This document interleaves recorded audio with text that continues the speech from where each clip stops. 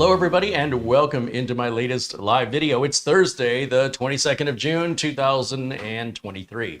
My name is Kerry Holzman and I am a real working computer technician in the industry over 30 years. Why does it matter? Well, the general public and enthusiasts and hobbyists have a way of distracting the general public from what's actually important, emphasizing impractical and expensive options and focusing on things that in the real world don't actually matter to most computer owners. And it's frustrating me to see people be so misled and they have no idea. They're actually quite thankful for the help when in fact they've been steered entirely in the wrong direction and been completely distracted. It's frustrating when you're in my field and you get the phone calls from the customers who don't understand what they bought. And look, at the end of the day, it's up to you to do your own research and to make your own decisions and to consider the information that you're acquiring over the internet, because anybody, and I mean anybody, can post information on the internet and it stays there forever. So we have a certain portion of the population that's looking at information posted years ago and has no idea. They're reading outdated and obsolete information and they move forward with it because it's new information to them. We have enthusiasts and hobbyists that focus strictly on one component of a computer and ignore everything else, and they ignore the relationship that it has to everything else, and therefore completely misleads the person, the viewer, about what's truly important and how all this ties together. It's not good enough to just have a big engine in a car if you don't have good tires, good suspension, good steering, heck, even a good seat.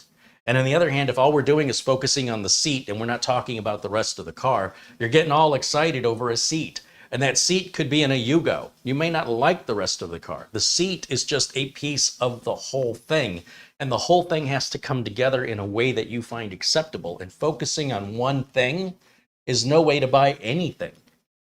When we talk about buying a house, you want it to be within your budget. You want it to be a certain size. You maybe want it to have certain amenities. Maybe you want a pool or a garage.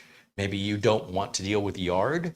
Maybe you want to be in a private street, or maybe you want to be in a homeowners association to ensure that your home values are not ruined by some thoughtless, careless neighbor who lets their property become a blight. Maybe you need to have certain kind of ability to have certain kind of flooring, a certain kind of roof. Maybe you want solar. We can't just look at the carpet and go, hey, this is the house for me because look at the carpet. And yet this is what hobbyists and enthusiasts do all day long in their YouTube videos, completely distracting their viewers. And it's got me a little worked up about it. And why did this come up? Well, this comes up as a result of yesterday's video. We have people asking questions that don't matter. We have people that just poke and poke and poke for no other reason than to see what'll happen. And there seems to be a disrespect that's occurring about the complexity of the technology, where there's a simple-minded oversimplification of how complex all of this is. And they don't seem to, folks in general on the internet aren't seeming to understand how one thing counterbalances the another thing. So if we're going heavy on one side, we're probably going to go light on the, where we're good on one side, it's probably taking away from something else. And to get that full balance means you have to spend money. There's no ifs, ands, or buts about it. There's no getting around that. You will sacrifice something to get something else that may be more important to you. So if the seats are more important to you, you may sacrifice the rest of the car. Maybe it's not the car you wanted. On the other hand, if you want the great car with the great seats, you're going to buy the Mercedes Maybach, and not many of us can afford that. So now you've got to be more reasonable about what you're willing to sacrifice and what you're willing to what's more important to you. So let me give you an example. Yesterday, I did the review of the GMK Tech G1, the NUC box. And let me show you what the internet does. So the internet goes, which of these two machines are better? You know what? I'm not even going to tell you what the internet does. You tell me which of these two machines are better. I'm going to help you out here, and I'm going to put up a comparison of the computer I have in front of you today Let me find my window capture. Okay. So the computer I have in front of you today is a Ryzen 3 3200U processor that came out in 2019. The processor that we looked at yesterday was the Intel N95. Now, if I ask you which of these two machines are better, most simple-minded folks out there go down and look at the score. They go, well, obviously the Intel N95 is better. But nobody's asked about the price. Nobody's asked about the connectivity options. Nobody's asked about the number or speed of the NVMe, or is it SATA M.2 slots. Nobody's asked about the speed of the Wi-Fi or the Bluetooth. All we're doing is we're looking at an internal number based on just the processor. And that processor is nothing more than the seat in the car. I guess it's probably closer to being the engine, but regardless, it's one component. Have you ever tried driving a car without a seat? The seat is pretty important. You ever tried driving a car without a transmission? Kind of can affect performance. You ever tried driving a car without brakes, without tires? It does have a serious impact on suspension, ride quality, fuel mileage. All of these things all come together to find the right balance. Okay, so which of these two computers would you rather have? The Intel N95. Now the Intel N95 will go to 3.4 gigahertz. The Ryzen 3 3200 from 2019, that goes to 3.5. So 100 megahertz faster, who cares? The number of physical cores, the N95 has 4 cores, but no hyper-threading.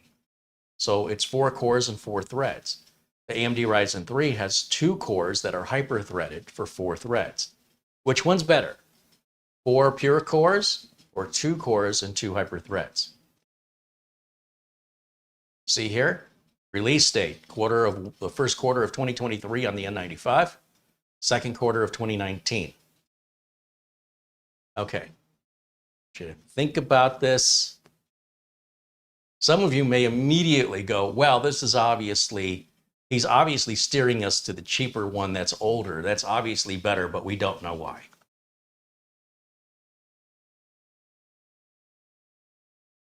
Some people are like, I prefer Intel over AMD.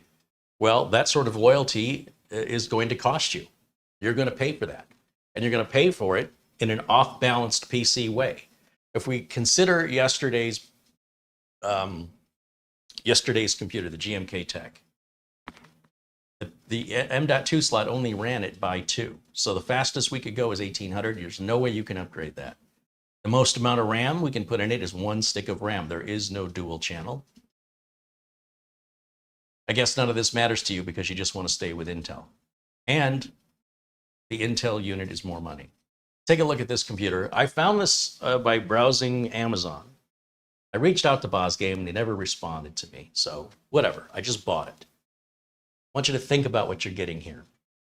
It says it's $149.99, but you also see there's a $20 off coupon. That brings that price to $129.99. Significantly less than yesterday's computer. It is a little bit faster in gigahertz. It has a little less storage at 256, but this storage is a full PCIe by 4. It has dual channel memory. You can put 64 gigs of DDR4 in dual channel in this. You cannot do that on the Intel that costs more money.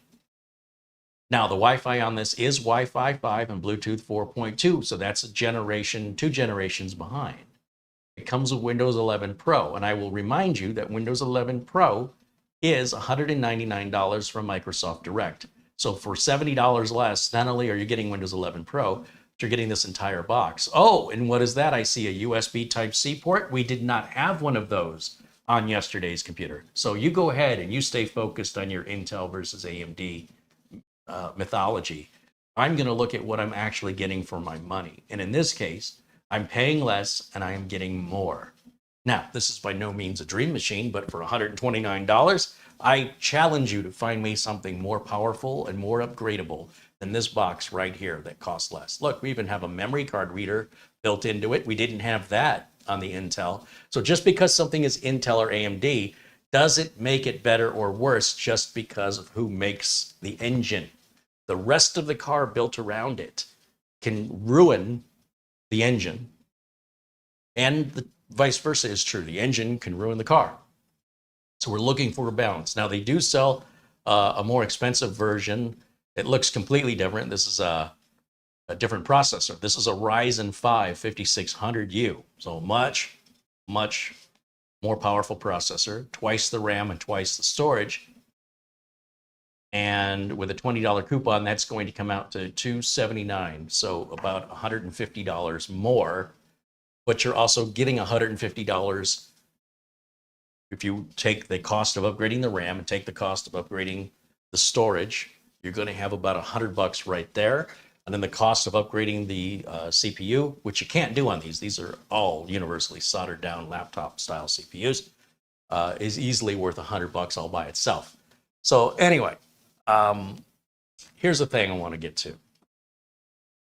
When you're shopping, looking around at computers, you got to think about what's important to you as the purchaser, not to the person making the video. The person making the video may be looking for benchmarking numbers. Those benchmarking numbers tell us nothing. It's like you're studying the statistics of the seat in the car. This is how cushiony it is. This is its lumbar support. Maybe it's got seat memory. Maybe it's got heat and the air conditioning running through the seat. Great. We're all focused on the seat. It's preposterous unless you're the kind of individual that doesn't care anything else about the engine, transmission, the tires, the wheels, the paint job, the age, the gas mileage, the cost of insurance, the reliability. It's driving me crazy. So this is why my channel exists, because somebody needs to remind people to stay focused. When you're driving your car, does it matter what the person next to you is doing? Does it matter what that person across the street is doing? Does it matter how closely the guy behind you is following? No, it doesn't. You pay attention. Eyes straight ahead. Look at the road. Stop getting distracted. Okay, scan the road. Look left and right, Look for anything that could be. You're moving this way, okay? You can't control what's happening behind you. If it bothers you, someone's following too closely, then turn in somewhere. Turn into a parking lot. Let that person go past and then just make a U-turn in the parking lot, come back out again. It's not a big deal. Don't brake check somebody unless you want to be paralyzed. That'll teach them a lesson, won't it? Stay focused. You're moving. You're going this way. Keep your eyes this way. We're not getting that here on the internet. We've got people focused on such nonsense and minutia that they're completely missing the plot. And they continue to perpetuate this minutia to others as though they've discovered some new element, completely missing. They're not talking about all the things that matter, that also matter, that are connected to the computer, that makes it a computer. We're not just buying processors any more than we're just buying engines. We're getting the whole car. So everything's got to match what you need a car to do. Do you need a car to tow? Do you need a car to four-wheel drive? Do you want a hybrid or an electric? Do you want something that you can take the kids to school, or do you want a little sports car? Do you want an SUV? Do you want a pickup truck? Do you need to haul a trailer or a boat? So many cars exist. Which one's the best one? There is no best one. And within each level of car, there are, what's the word? There are models of, can't think of the word, but within each make and model of car, there are levels of what the car comes with that increase the price accordingly or decrease the price depending on which way you're moving. You want the leather interior, the price goes up.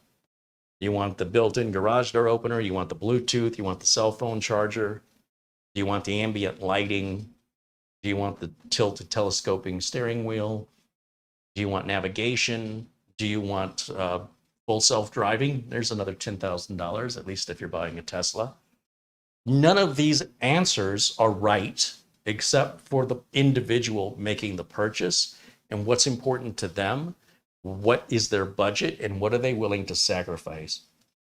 Focusing only on Intel or AMD, to me, you're completely missing the whole point of purchasing a computer. Now, I will tell you that As a technician, I should love when people do this, right? Because they're the ones that are going to hire me to, when they realize what they bought has left them short, they're going to spend even more money to pay somebody like me to correct the shortcomings of the machine they bought because they weren't paying enough attention. They didn't see it all the way through. They oversimplified their thought process. Now they realize they don't have enough USB ports, or they realize that they can't upgrade the NVMe drive, or they can't get it any faster. They didn't know they couldn't get any faster. They didn't know they only had one RAM socket. They didn't know, et cetera, et cetera, et cetera. And yet, with the internet and all the information available to mankind, available at your fingertips, how is it possible that people say, to this day, I didn't know? Because you are flooded in a dumpster fire we call the internet of information that does not matter except to that individual who made it. And this is true coming from me. This matters to me, what I'm talking about, because I'm doing this for a living, and I deal with upset customers, people who feel like they've been scammed, misled, deceived, and there's no repercussions to the person who took their money. No repercussions at all. They continue to do that as long as they want to without any repercussions, no consequences. So you have to watch out for you. I have to watch out for me. And somebody's trying to watch out for you, they probably have an agenda. I have an agenda. I want to save you money. I want to make sure you're happy with your purchases. I want you to understand fully the complexity of these computers. I don't want you to oversimplify them anymore. I want you to understand these are very complex machines. Why does one have so many USB ports and one doesn't? Probably because one has a limited CPU or chipset that doesn't have enough traffic lanes to enable more USB ports. It's always oversimplification. Oh, it's about money. It's about money. Well, kind of it is about money. Kind of is. If you're somebody who wants a bunch of connectivity, you're going to pay more for a chipset and a CPU that allows for that. We're not just basing CPUs off frequency anymore. They're far more complex than that, including, we now have performance cores, efficiency cores, and there's different speeds of RAM, but then the different speeds of RAM may have, the faster the megahertz the RAM, the lower the higher the latency goes, meaning that the RAM is slower to respond, but when it responds faster. So is faster RAM always faster? Sometimes slower RAM is faster. Depends on how you're using it. People only see the one number. They don't see the other number. They only look at one side of the coin. They don't see the other side of the coin. And therefore, since they don't see it, it never enters their consciousness. And they're not aware of what they don't know. Let me give you an example here. And you guys can tell me which computer you would prefer to buy. Yesterday's GMK Tech G1 Nook box, which, by the way, it's a fine machine. It's fine.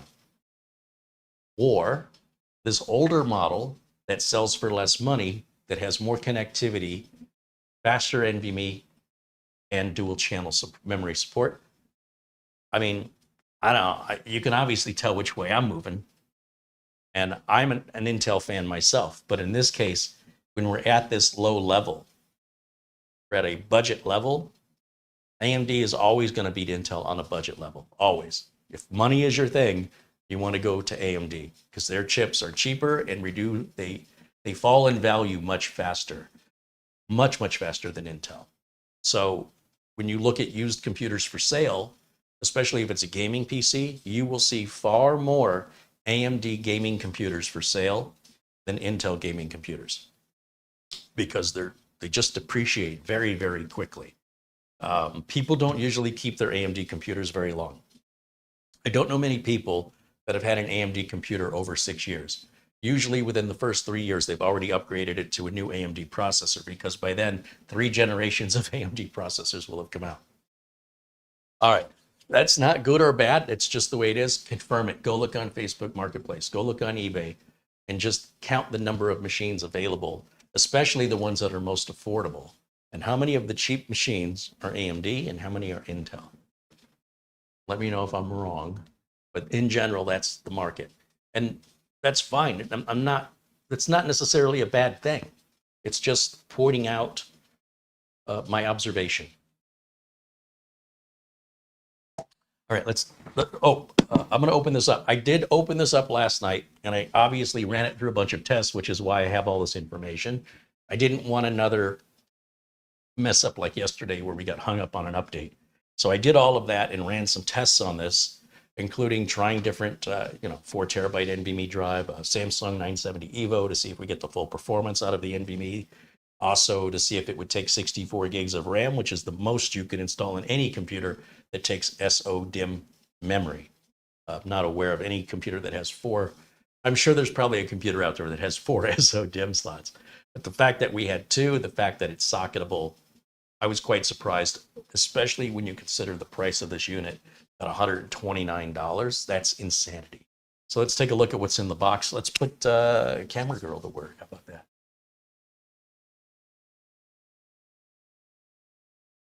And Peter Laycock says hello and contributes. Sorry, I missed that a little earlier. He contributes 10 pounds. He says, good evening, Carrie and Marlena and everyone in the chat. All the best from Bonnie, Scotland, where the temperature in Edinburgh is 71 degrees Fahrenheit. Oh, I wish it was. You're 30 degrees Fahrenheit cooler than that. It's 21 degrees Celsius for those of you in the rest of the world. Outside of the USA, where we're still on the imperial system here. Ben Laird contributes 5 pounds, also from Scotland. Right on. Our Scottish viewers are the only ones contributing today so far. Douglas says $149.99 here in California in my area. Again, there is if you look back on the website, it does say on right here that it's $149.99, and it says right here there's a $20 coupon that can be applied. Right, so that's where we're getting the $129.16 left in stock. Okay, so we're going to go now to the close-up camera. Are you ready? Come on over. Come on over. There she is. Hi, Camera Girl. Hi. All right, let's take a look at what we've got in the box. $129. I pay more than that for my cable and internet, my TV and internet every month.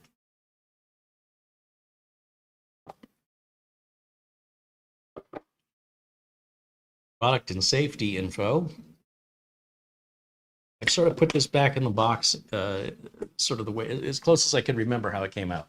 This was in a plastic bag I had to tear to get it out, but you'll see it's a very different design. There's our power button headset, which can be used for microphone, headphone, or a combination of both. There's our super speed USB 3.0, actually 3 point something, I have to look. That's Type C, and then 2 Type A USB 3s. Coming around the side, we've got a memory card reader, micro SD card reader. We've got a Kensington lock port if you want to lock this bad boy down with a steel cable and tie it down to something so we don't have to worry about somebody walking off with it. We've got a barrel connector for our power. We've got 2 HDMI outs. We've got a USB 3 and a USB 2. And our LAN port, is that 1 gig or 2.5? I don't know. Now, I have complained about Minis Forum liking to put rubber feet over the screws, and you have to remove the rubber feet to get to the screws. And I said, they could move the rubber feet or they could mold a little hole in the rubber foot. Somebody said, well, it's aesthetically more pleasing. Who's looking at the bottom of the computer? Oh, and it's no big deal to get a glue stick and glue the feet back. Oh, so as a technician now, I've got to carry all of my tools and a glue stick. Take a look at what BosGame has done. Look at the bottom. We have rubber feet and we have holes for the screws. Look at. See, they don't have to be over the other. You can simply move the rubber foot a little bit away from the hole, and it's still aesthetically pleasing if for some reason you're looking up at it through a glass table as you're lying on the floor, because that's how we all use our computers. All right, let me get this hooked up. Let's turn it on, and I want to show you a few things about this, and then we will open it up, and I will show you the inside. Even the way it opens is a little bit different here. Now remember, BosGame, when we reached out to them, did not respond to us. So we just bought this using money that comes from viewers like you contributing to the channel.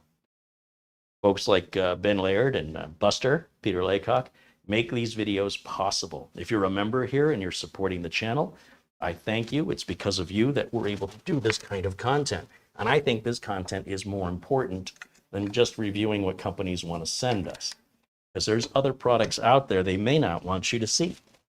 So they're kind of controlling what our content's going to be by offering us the product or sponsoring. And by us being independent financially, we can do things that they may not be okay with. But as a consumer advocate, I want to make sure that you guys understand what your options are other than what's being told to you through paid sponsorships, okay? Now, in the box here, we've got this little area here. This was also in a plastic bag that I removed. This is our power adapter, which doesn't say BosGame anywhere on it. So again, I would label this, because if this gets separated from the unit, just plugging it in is no way to tell if it's compatible. You put in something that's reversed polarity or higher voltage and you will burn up the thing you've plugged in. And oh, then this is all we get. We got a little tiny USB cable. There does not appear to be any VESA mount. Oh, wait a minute. I don't even think I saw this yesterday when I was... There is more. Yes, there is a VESA mounting bracket in screws. That explains why there's this really short HDMI cable. If you wanted to mount the computer behind the monitor, you could totally do that. All right. $129, ladies and gentlemen. So what are you going to get for $129? It ain't much. But some people don't need much. You could buy a school bus, but if it's just you living alone, doesn't seem like to be a really good purchase unless you have some unique use for it. All right, we're going to plug this in. We're going to turn it on. Hit the power button. You'll see we get a light right there. And camera girl, you can take a break as we go over to our HDMI input, and we'll see this load. And we'll come back to you here in a minute when we want to open this up.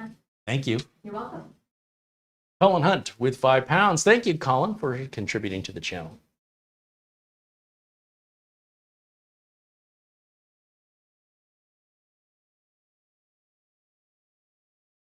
All right. Go full screen over here so I can show you a few things. These are the test results. Oh, I guess I need to plug my keyboard and mouse in. Well, thank goodness I have more USB ports. All right, let me plug my keyboard and mouse in here. There we go. And let me show you some test results. Crystal Disk Mark. Let's see, what is this? These are the results of the internal NVMe drive included with the unit. Will the unit work with a 4 terabyte drive? Wait a minute. This is the 2 terabyte Samsung 970 EVO Plus, one of the fastest Gen 3 NVMe drives on the market. And if we were to put this same drive into yesterday's GMK Tech computer, you could cut these numbers in half. Same drive, same price, but the limitation of that computer versus this computer is significant. It's literally doubling the speed of our input and output. And the 4 terabyte Team Generation 3 drive, it does see all 4 terabytes with no problem. There's no problem seating a double-sided NVMe like we had a little difficulty on the GMK Tech yesterday. No such difficulty exists on this BosGame. And these are good numbers for that 4 terabyte Team Group Gen 3 drive, which is $168 at Amazon today for 4 terabyte Gen 3 NVMe with a 5-year warranty. I think it's got a 5-year warranty. It's crazy. You want to see something else real cool? Dual channel RAM that supports 64 gigs, basically 232 gig of the Team Force SODIMM 3200 speed RAM. 2 of those gives us a total of 64 gigs.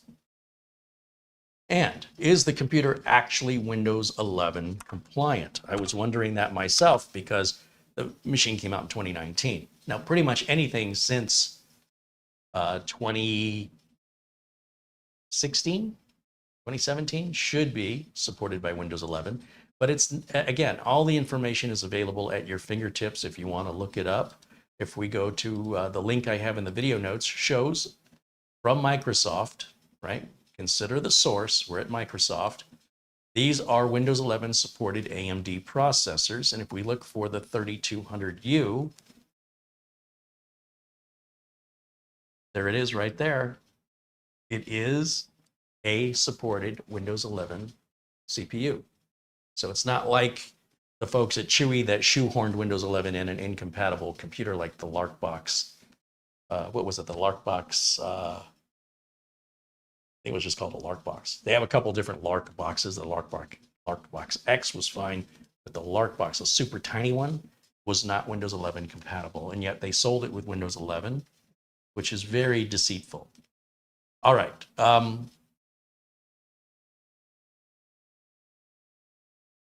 here.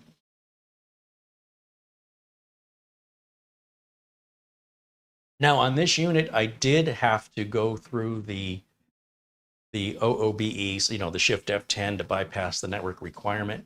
And anytime I need to install Windows 11 from my updated Windows 11 image that I remade since Microsoft updated it, anytime I use this, which I have not used on this, by the way, I'm just saying, anytime that I use this now, it does require the network login, so I have to hit the Shift F10 and do that whole routine. That's going to become second nature here as we get more and more familiar with Windows 11 and see it more and more.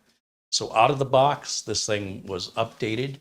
It only was missing like, I don't know, a month worth of updates. It didn't take very long to update it, certainly not like yesterday. And I want to see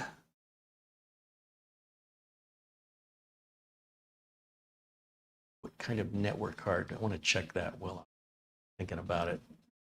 Let's find out the network card information. We're going to go over here to the start menu, right click on it and choose device manager.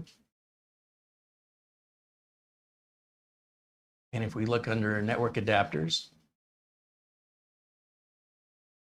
we have a Realtek gigabit. So it's not 2.5, it's just regular gigabit, which is what the vast majority of people are using anyway. Not that 2.5 gig is going to make your internet any faster for most people. Most people do not have multi-gig internet. Here in Phoenix, gigabit is about as fast as 95% of the people in the Phoenix area can acquire anyway. And then, I don't know, what else should I look at? System devices, we know you're going to have under security. We're going to have TPM, obviously. And it's Windows 11 Professional installed and activated. That alone is $199 from Microsoft.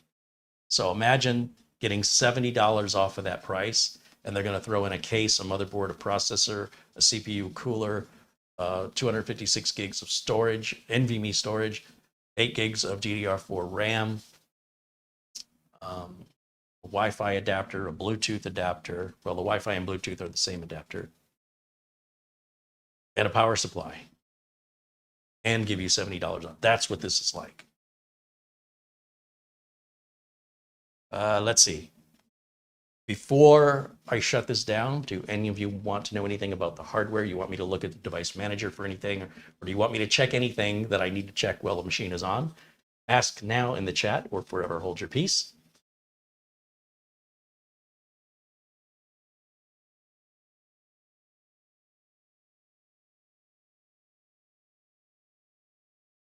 You want to see the boot time one more time? We'll reboot it. Let's do start and shut down. See how long it takes to shut down. And it's off. Now, I'm going to turn it on. Are you ready?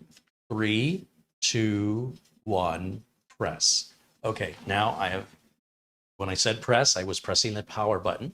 We're going to wait to see how long the BIOS screen takes to come up. There's our post screen.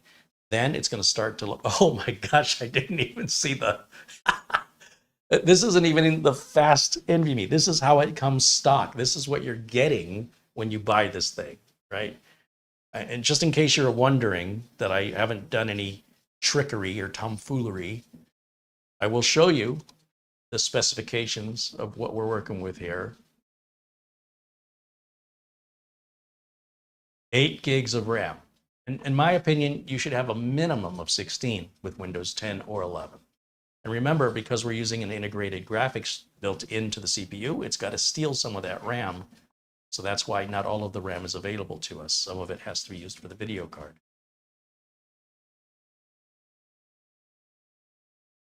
I've never heard of BosGame. I don't know who they are. I don't know. I mean, they're obviously based in China, Hong Kong or something. But so far, I'm impressed.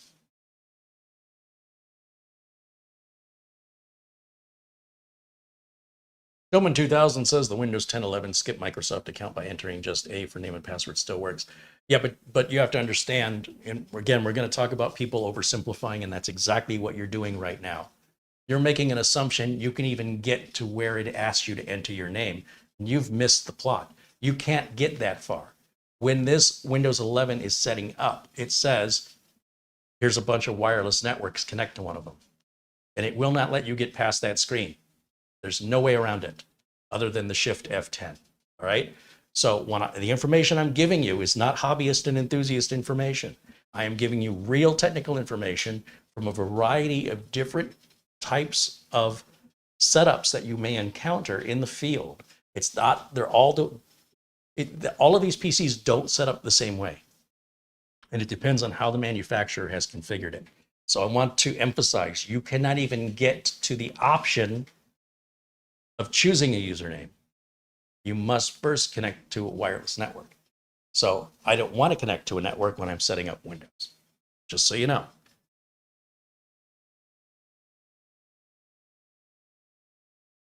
Okay, now I'm going to close this out.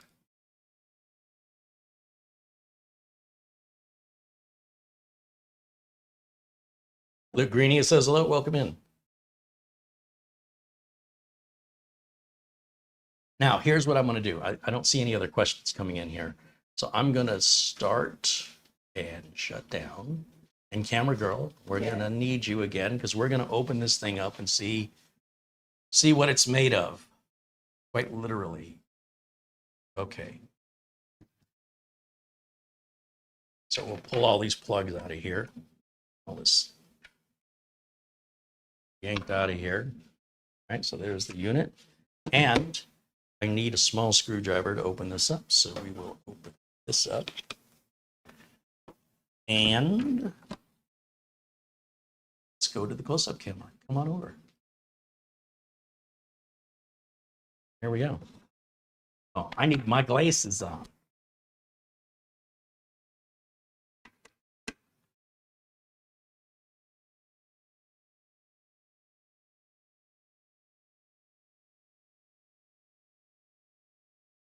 Okay, 4 screws, no rubber feet to remove. Standard Phillips head. And you're going to need a pretty narrow screwdriver to get into these recessed holes that are pretty narrow. Now, if you look carefully at where the seams are, you can kind of get an idea of how this is going to come apart. You can see a little bit of chewing damage from my spudger tool that I obviously stuck in that corner to get this thing to release. Once you've kind of released it the first time, it's easier to release it every time after that. Be careful, there are antenna wires here that are soldered. These are your antennas, these plastic mats. And you can yank those right off. They're quite fragile. Okay, what is this? Well, that right there is a SATA and data and power connector to add a 2.5-inch drive. Oh, we didn't have that option on yesterday's computer either. So this is just filled with more and more additions. And unlike yesterday's computer, where you could mount a 2.5-inch drive to the lid, but you had no way to hook it up, you can mount a 2.5-inch drive to the lid and then just untape this little adapter right here and plug it into the back of your 2.5-inch drive. Here's our M.2 drive that's included. And as you can see, there's nothing impeding us from putting a larger M.2 drive that has chips on the other side. It's wide open. There's nothing in the way to interfere. If you think the Wi-Fi on this isn't good enough for you, you can buy an AX210 Wi-Fi adapter. They're 20 bucks at Amazon, and you just take this out, one screw, take the antennas off. They just pop off like buttons.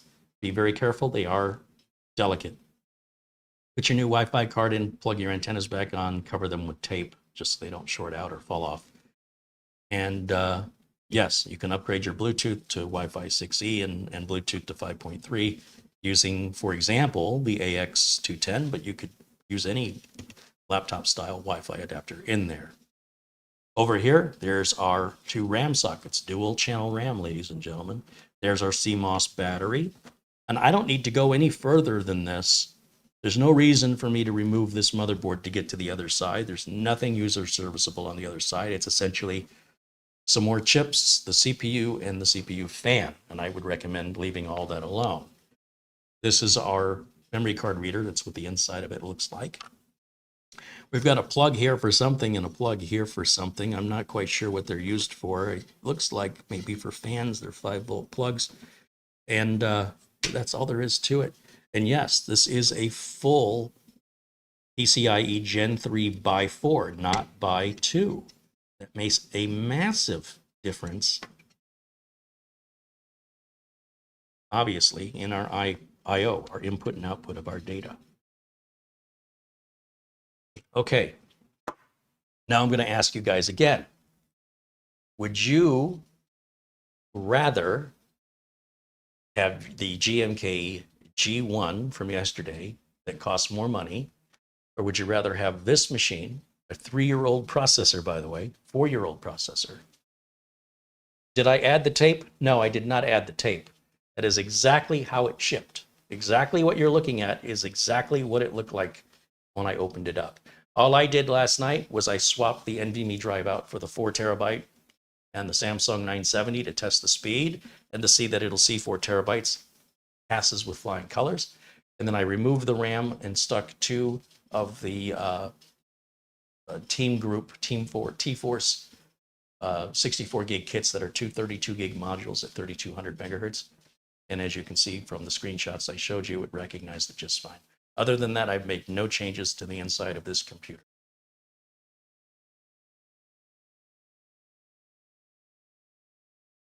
Bruce says, I'd rather have that machine, and not just for gaming, because it's just all around better. I don't think this would be an ideal gaming machine. Essentially, we're at a budget level here, and gaming is not a budget thing people do. Gaming is an expensive luxury. So if you want to buy a luxury car, you're going to pay luxury car prices.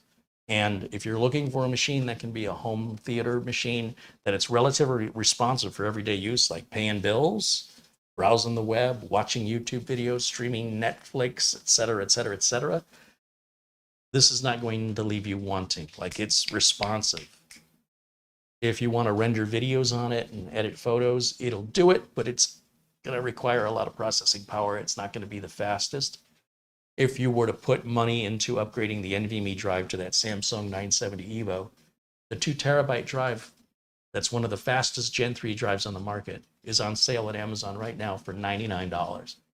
And if you wanted to upgrade the RAM, that 64 gig Team RAM, 64 gigs, 2 sticks of 32, $98 at Amazon right now.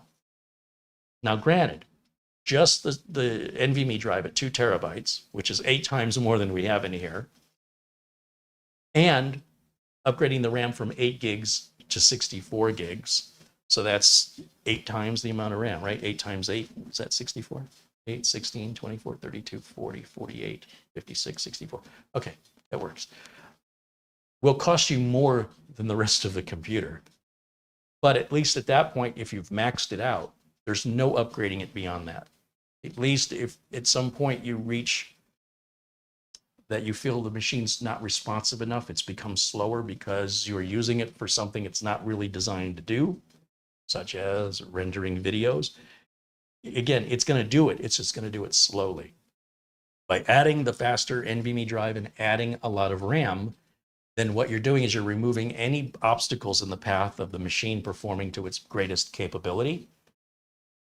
But if you're going to add $200 to the price of this $129, then you're at $329, and maybe you should be looking at a Ryzen 5 or a Core i5 Nook or mini PC to get you more power right out of the gate.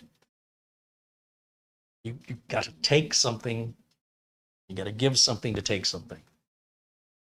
You're either going to give more money to get more power, you're going to sacrifice money, get less power. You can get the best out of the least amount of power by making sure you've got fast storage and a lot of RAM, or you can spend more and get the faster processor, which may come with a 16 gigs of RAM and 512 gig SSD just by default. But again, they're generally not the best RAM or SSD because the manufacturers are trying to keep the prices down. So then later on, you want to spend $200 and upgrade that, you can. So you have to decide what's right for you. There's no one size fits all. There's no, this is the way. There's many different ways. And you should understand the pros and cons of the decisions that you make and how it's related to the money that you're spending. And at the end of the day, those of us who have an abundance of money do not have to make sacrifices. Like if somebody's got a multi-millionaire, whether they buy a Matchbox car or a real car, it makes no difference to them, right? It's still unnoticeable to their bank account, whether they spent $3 on a Matchbox car or $150,000 on a Bentley. All right, let me see what they're saying in the chat room here. Will this run the Feijing S880 M.2 Gen 4? Yes, but you'd be wasting your money. The Gen 4 drive will only run at Gen 3 speeds when it's plugged into a Gen 3 socket. It will never, ever be upgradable to Gen 4. That's all inherent into the chipset, which is related to the CPU. Remember, oversimplification. But Gen 4 is backwards compatible. Gen 5 is backwards compatible. But Gen 4 and Gen 5 will run hotter, and you may end up with a heat-related issue, but you'd be spending more money effectively to put yourself in a worse situation. The Samsung 970 EVO will run faster in a Gen 3 socket than that Feijing S880 Gen 4 will run because it's being bottlenecked by the socket. It doesn't matter how much faster of a drive you put in there, it can't run faster than the socket. So in my opinion, if it were me, I would not buy the Feijing because the price difference is so minuscule. I would rather have the Samsung drive because I know of its quality. I also like the Samsung Magician software. And I'm also putting a Gen 3 drive into a Gen 3 socket, so I know I'm maximizing my dollar. But if you wanted to, you could put any M.2 storage into that socket. They will all work, period. They may not all work equally, and they may not all be the same value per gigabyte. But once you max out the bus on the motherboard, it doesn't matter how much faster the drive is. It won't make any difference except potentially creating a heat-related problem. I mean, maybe you could get a heatsink on there, but even still, these mini PCs, they are very confined, and they don't have very good air circulation, and they tend to run warmer than a traditional desktop. And as a result, if you want to go that way, plan for that. Okay? But I appreciate the question. Blue Greenie says, I'm still impressed with the video quality of that close-up camera. Well, is it the camera or is it the camera person? Camera person. Yeah, I think you might be biased. All right. One final look inside, and then we'll button her back up.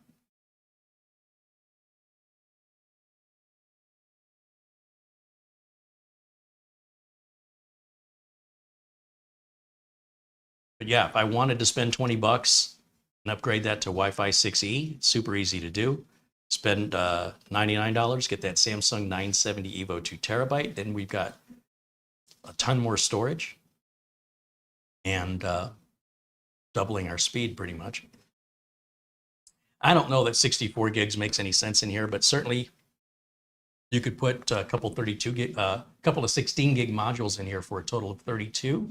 I think that would be a nice balanced system. 32 gigs of RAM is about 50 bucks. The drive's 100 bucks and the Wi-Fi is 20 bucks. And you got yourself a pretty rocking system. But again, it's still a Ryzen 3 at the end of the day. Now, if you want to compare your total cost with what you can buy that's more powerful, say out of the box, with that budget, that combined budget, certainly opens up possibilities, things to think about for what fits your needs particularly. Why is this not going? Oh, there it is. Okay. So we just button that right back up again. Super easy, barely an inconvenience. All right. So we'll just put these screws back in. Jeremy the Red contributes $5. He says, thank you very much, Carrie. I appreciate you. Well, thank you, Jeremy. The respect is mutual, my friend. I appreciate your participating with us in the chat room. Hope we get to see you here on a regular basis. We have an amazing community here, and I just would love to see it grow with more like-minded individuals.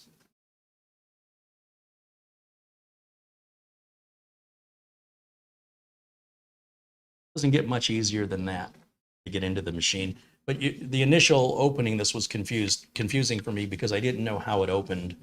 Wasn't quite sure which of these seams, was it going to open from this seam? No, that's just for looks. It's this seam towards the, sorry, the other way around.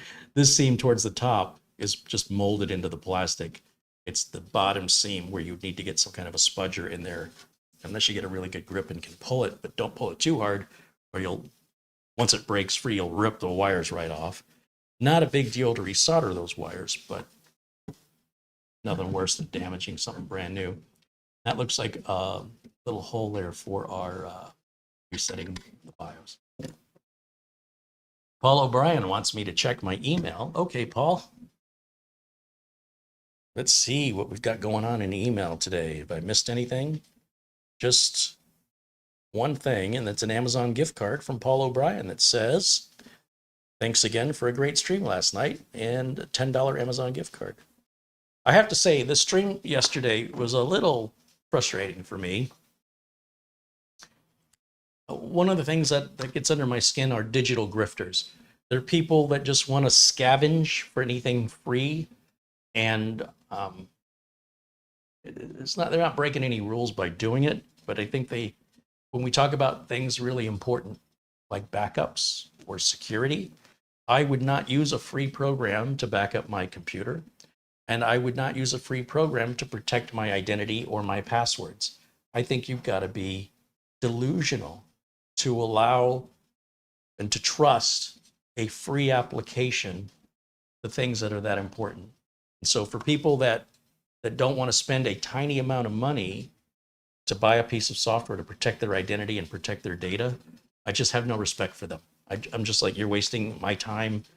You want to be a scavenger and you want to scurry along the bottom of the ocean floor, picking at the things everything else doesn't, nothing else in the ocean wants it. You have the right to do that. But I can tell you that as a business owner, those are not the customers I want. Those are the customers that are always going to have the most amount of problems. But those are the customers who always want to pay you the least, or always expect, like, oh, I just have a question. I just have one question. So they don't think they have to pay you for your time. They're not all that way, but there's a pattern that the ones that do that quite often are these grifters. And so I would obviously have been out of business many years ago if I catered to them. So I'm going to let them go their own way. But I want you to know that if your data is important to you, and that includes your passwords, your identity, the photos and documents you have on your computer, do not entrust them to anything free.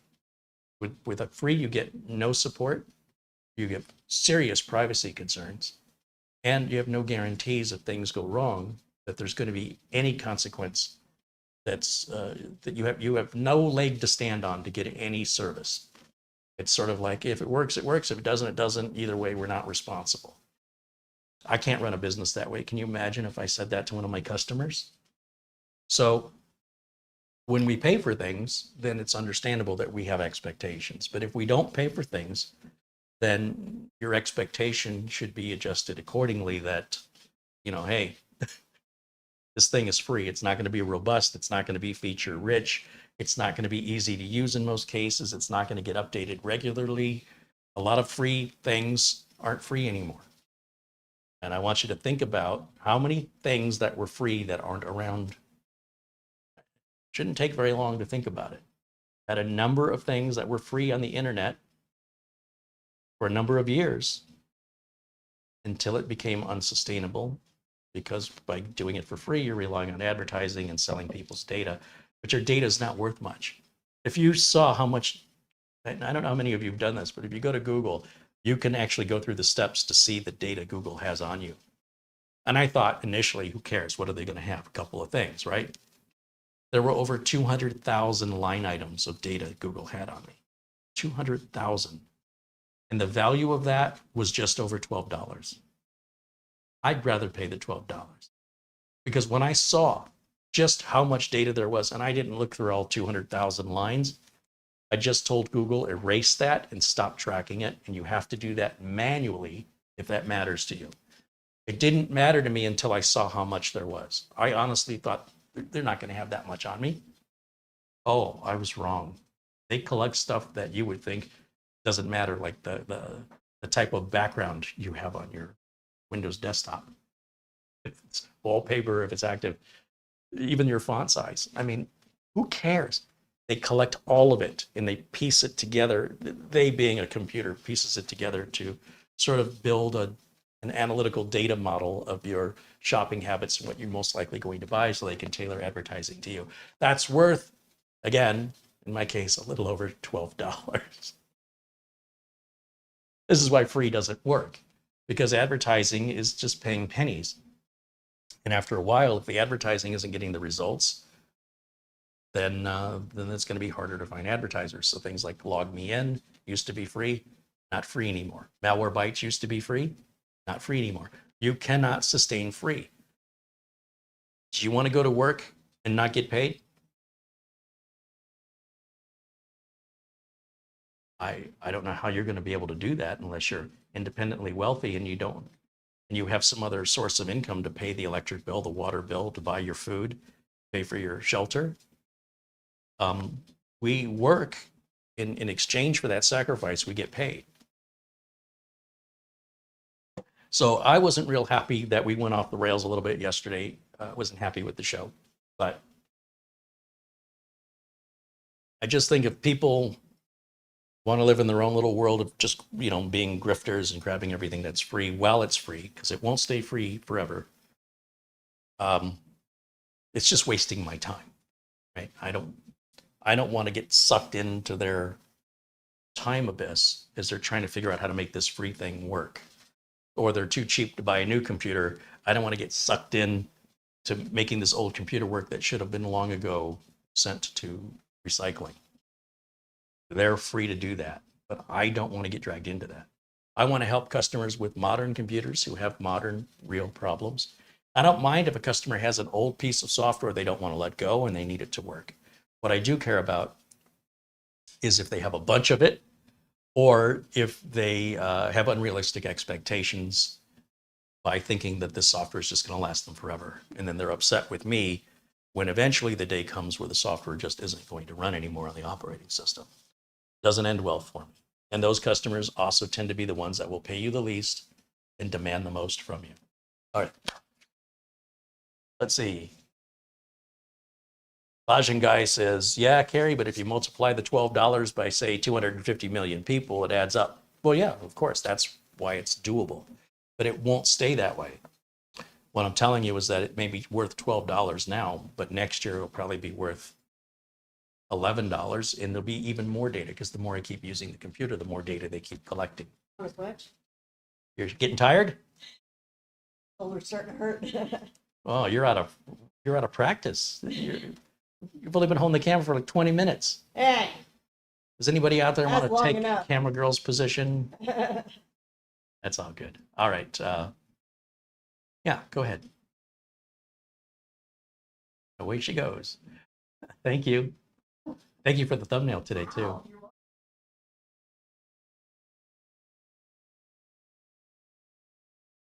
Yeah. When people treat their data so dismissively, then I want to treat them the same way.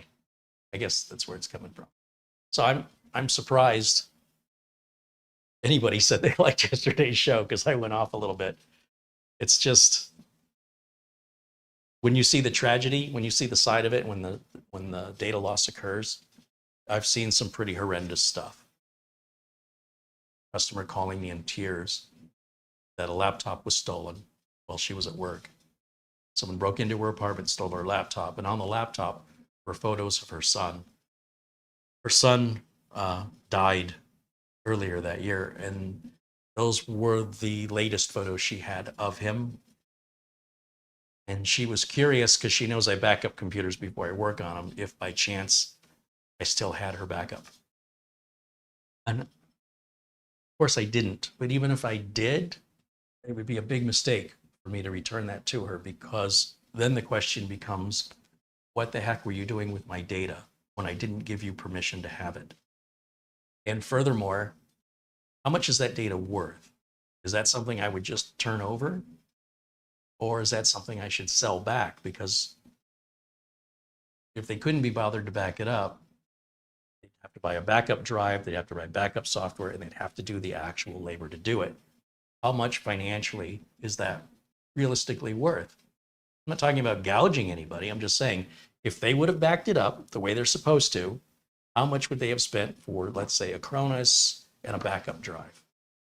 And then how much time would they need to figure out how to use it? And so what would be a fair price for that? But it was a situation that I didn't have to deal with because I didn't have the data. And furthermore, by me holding on to the data, if I had, what's the storage fee? Can I just drop some stuff off at your house and let it sit there and not owe you any money for the inconvenience of having my stuff taking up your space? Are you aware of a storage facility that lets you rent out storage areas for free? And that's why you've got to look out for yourself. Nobody values your data except you. And if you're a business and you lose your data, you likely will lose the business as a result, as a consequence. I've seen this. I've gone through it, and I've had to hold the hands virtually of trying to reassure people, it's not the end of the world, things will be okay. You've got your health. But if I seem like I get super serious about this matter, it's because of the trauma that I've had to deal with in this industry from people who've learned the hard way. Wish they could rewind the clock and go back and do it again.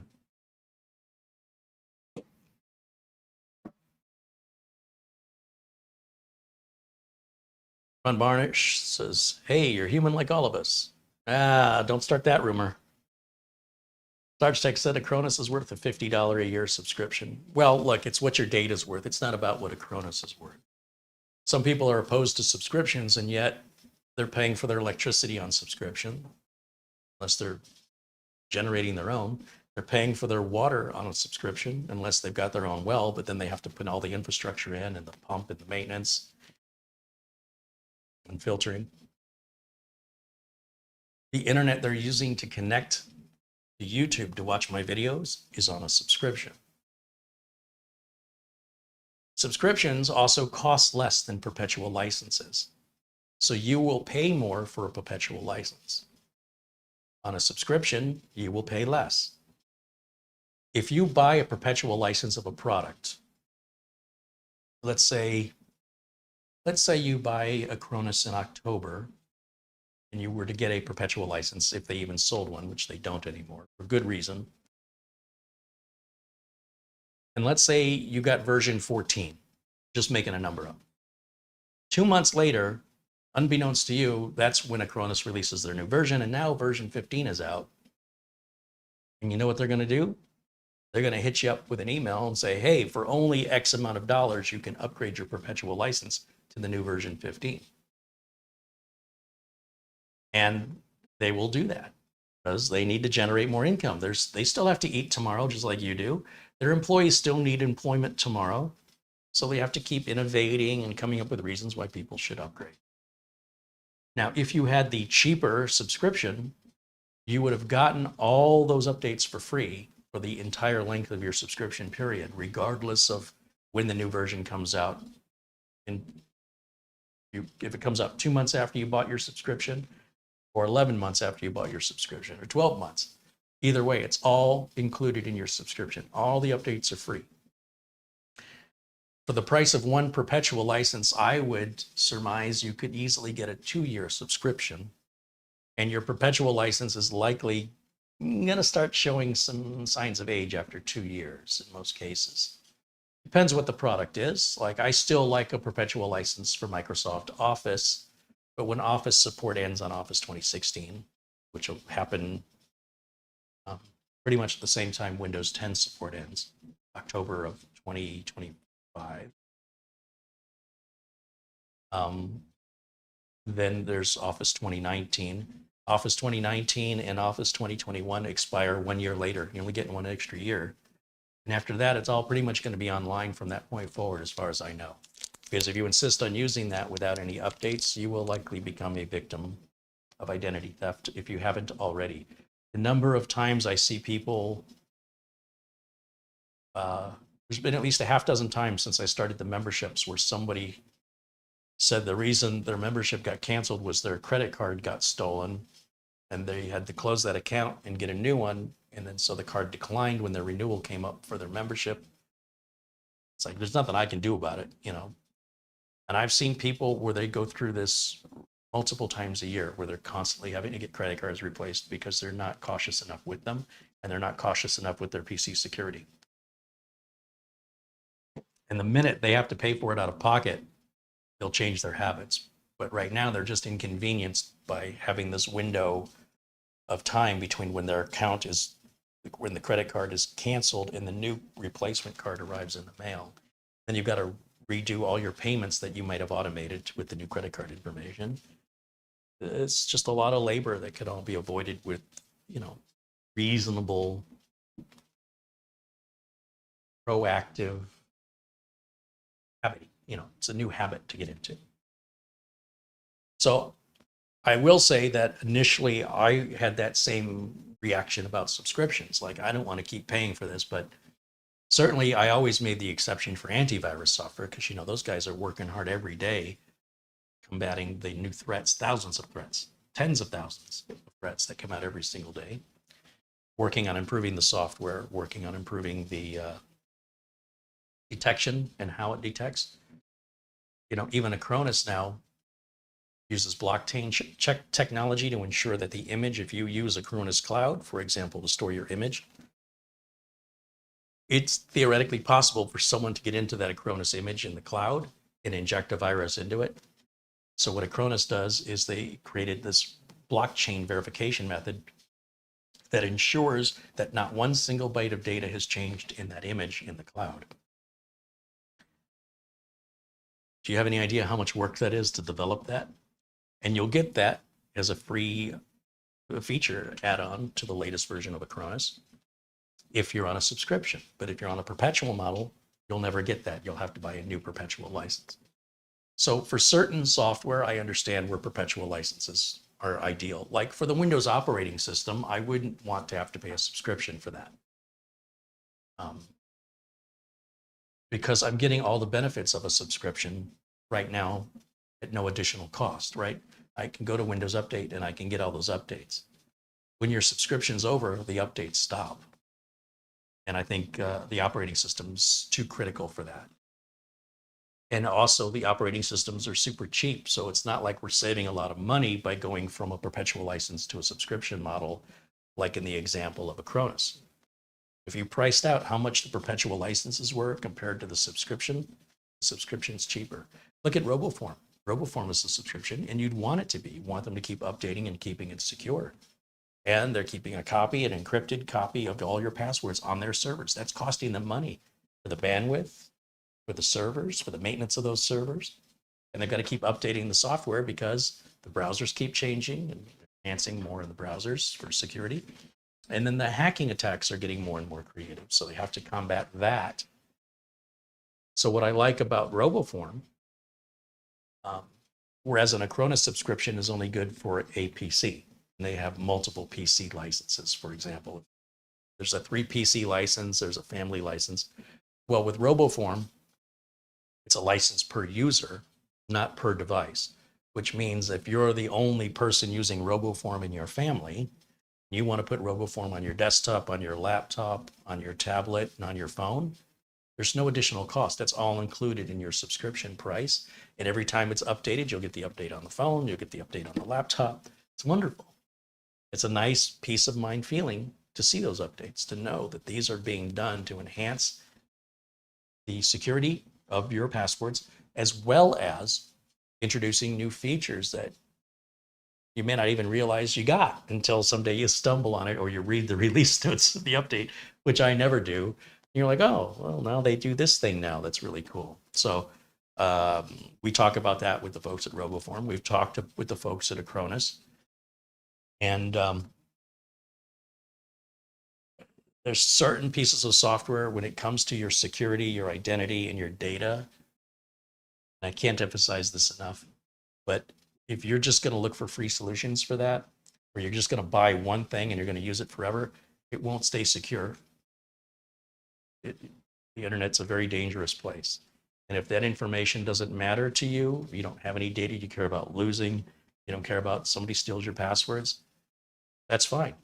You're also never going to be a customer of mine, and my business wouldn't exist if everybody behaved that way. I'd be, I don't know, maybe I'd be fixing cars.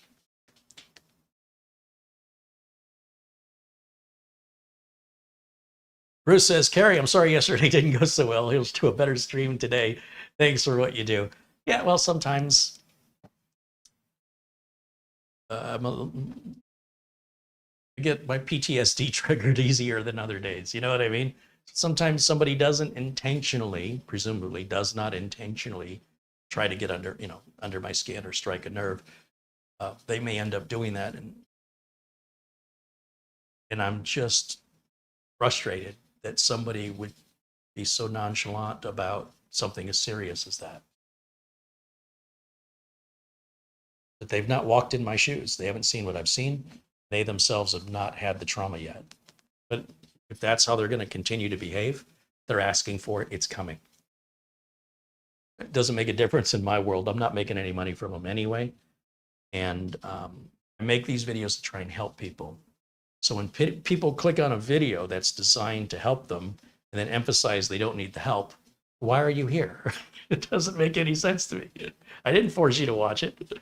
I didn't even recommend you watch it. I like it when people go, well, I'm unsubscribing. Like as if that's going to upset me. How do you know? I'm like, well, thank goodness that person finally unsubscribed. Holy cow. Took them long enough. Like it never occurs to them that they don't have the value that they think they have when they behave that way. Not all customers are good customers, and I've talked about this in my business discussions. Somebody, like I'm talking to a fellow self-employed tech, say, oh, you sound depressed. What happened? Oh, I lost a customer today. Really upset about it. And I say, well, did you lose a customer or did you lose a good customer? Because there's a difference. If you've lost a good customer, completely understand why that would upset you. But if you just lost a customer, who cares? There are times it doesn't. The world's a place where some customers will treat you like you don't have any value because there's so many other options out there. And guess what they're going to get in return for that attitude? At least for me, guess what? Customers like you are everywhere out there too. So I don't need you any more than you need me. Let's all go our separate ways and we'll both be happier the further we get apart from each other. Let our paths never cross again. Sometimes the consumer thinks they're punishing the business when in fact they're rewarding the business. They don't seem to understand that you're just such an unpleasant customer that the business doesn't even want to work with them, but they do it out of courtesy. And then when that's taken to a level of like, they were doing me the favor, okay, bye, you know. It just amuses me that people are so simple-minded that they don't consider the business might actually be grateful that they're leaving. Customers versus good customers. I love my good customers. I have viewers and I have good viewers.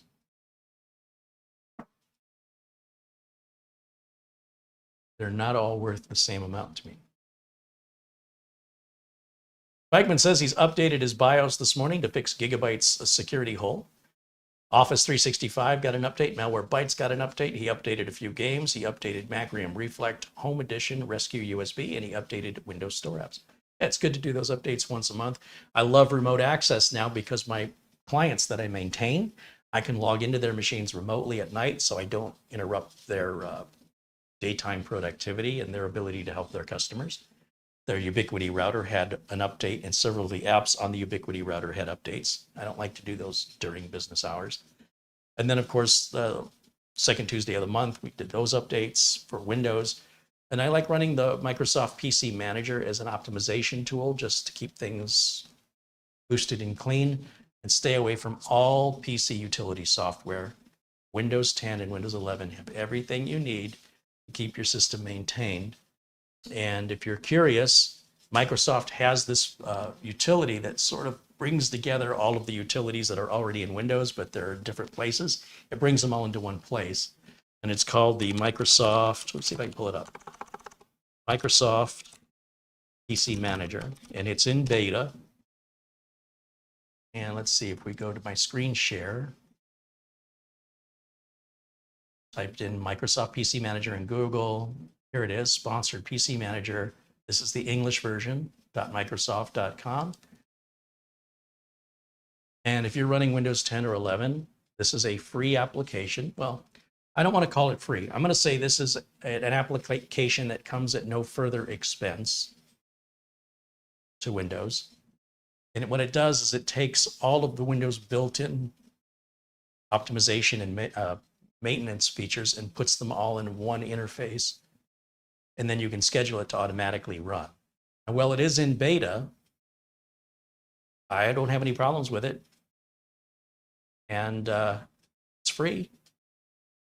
I don't want to use the word free in this case. It's at no additional cost. It's included with the price of your Windows. And it works in Windows 10 and Windows 11.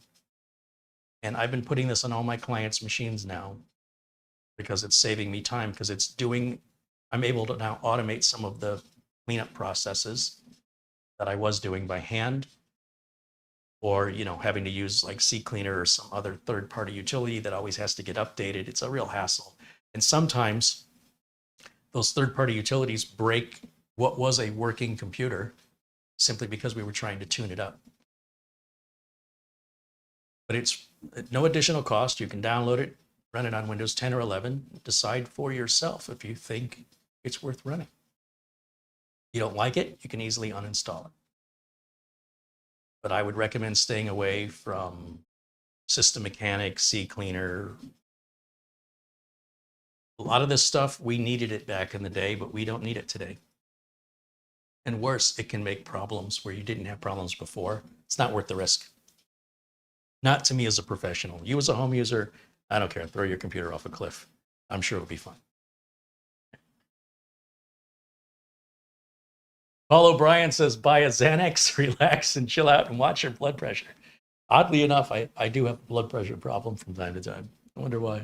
Thank you, Paul, for your €5 contribution.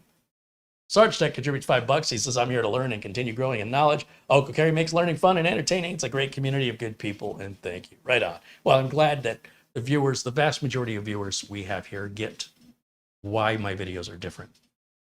And hopefully, and I do believe they appreciate that we're here to present to you practical information, not just enthusiast, hobbyist information. We do touch on the hobbyist and enthusiast stuff, but I try not to make a habit out of it. Michael Dane said he's been using the Microsoft PC Manager for some time now. He's had no problems with it. Yeah, neither have I. That's why I say I've been deploying it officially in my business to my client machines that I maintain. It's on my laptop. I don't think I put it on the streamer. I should put it on the streamer here. But yeah, decide for yourself if you like it. It's got all kinds of little nooks and crannies to dive into. And it's, in my opinion, far, far, far superior to CCleaner. and far superior to System Mechanic. Now, if this was 20 years ago, I wouldn't be saying that. But the operating system, Windows 10, is far, far evolved from Windows XP. Not the same thing. That MSPC Manager is also an antivirus. I don't use that, or I should say I don't rely on that. But I believe it ties in with the Windows Security Center. So like I said, it takes all of the current Windows maintenance applications and combines them into one interface. I think that's all it's doing, but I'm not sure about the antivirus part, because that's the part I could care the least about. I will say it again, and I will say it as many times as I have to. You should not rely on anything that you are not paying for in the case of your security, which means antivirus, storage of your passwords, and backing up your data. If that stuff isn't important enough for you to pay a few dollars, I got no empathy for you when you lose it all. Okay? Do not rely on free for security, for data protection, for anything that's really important to you. If it's that important, most cases, security, identity, data is the most important thing. It's worth a couple of bucks a month.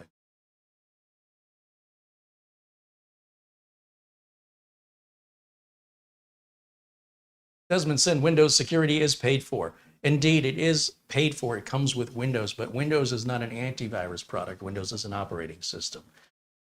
There are much better antivirus products available from companies that just do antivirus, or in this case, anti-malware, because Windows antivirus is actually quite good against viruses, but it's not necessarily as good against malware. And so I use Malwarebytes. I use the paid version of it. I put it on all my clients' machines. I can't tell you the last time we've had any instances of malware or viruses. So Malwarebytes paid $30 a year, combined with the included antivirus with Windows, is what I use for complete PC protection, including the Windows firewall. And it's wonderful. It's great. But I would not just rely on Microsoft's antivirus, because again, there's no malware protection there. All right.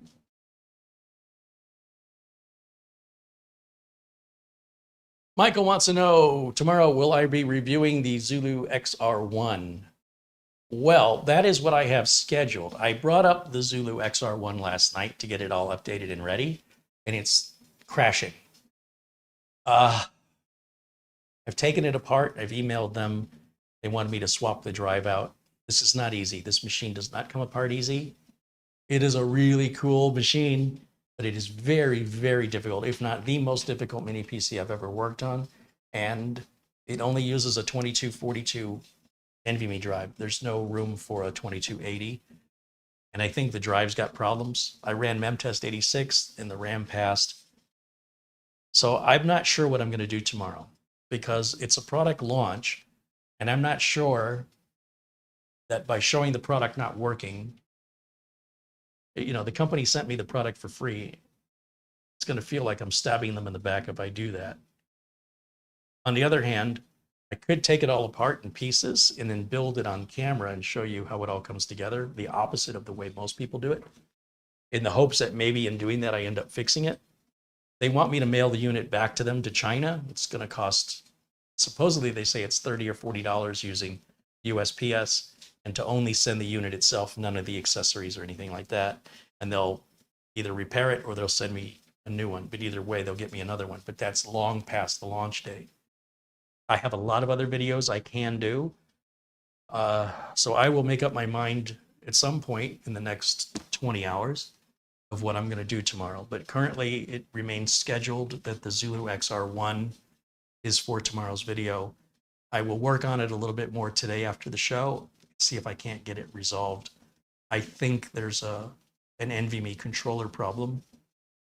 I've swapped out the NVMe drive, and now the machine won't even boot. Before it would boot, and then it would just freeze up or blue screen. Now it starts to boot, And then just as it loads the desktop, I get a blue screen. It's not pretty. That's not a good way to introduce a new product, but this is a prototype product. I want to emphasize that. And it is really, really cool, but very, very difficult to work on.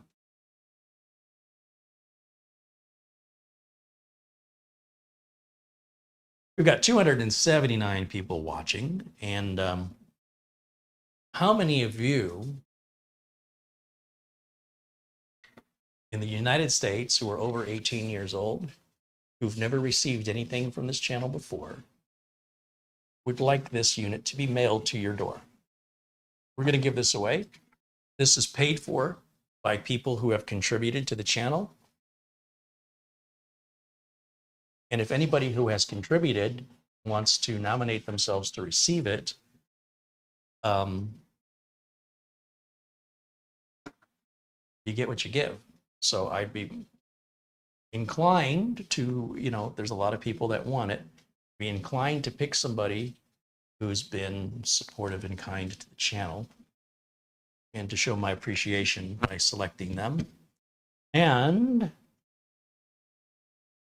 what about the machine from yesterday, which isn't a bad machine?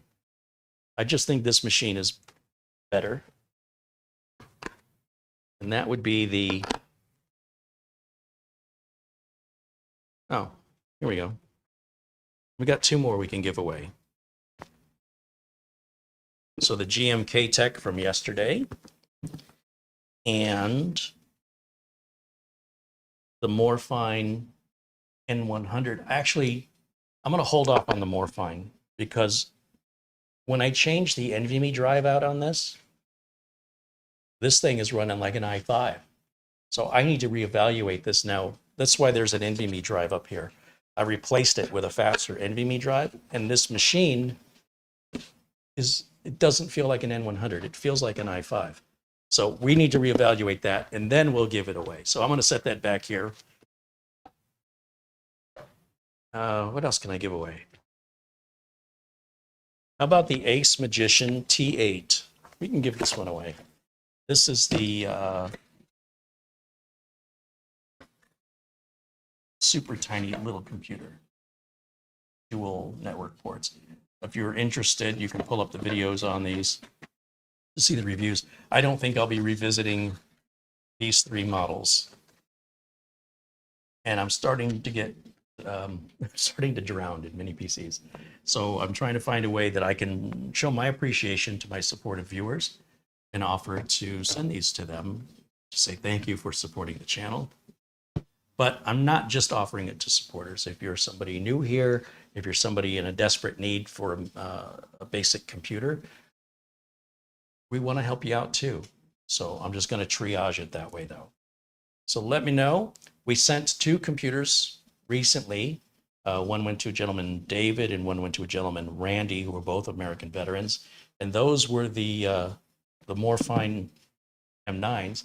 Both gentlemen received their computers thanks to a viewer named Oystein in Norway who paid for those units.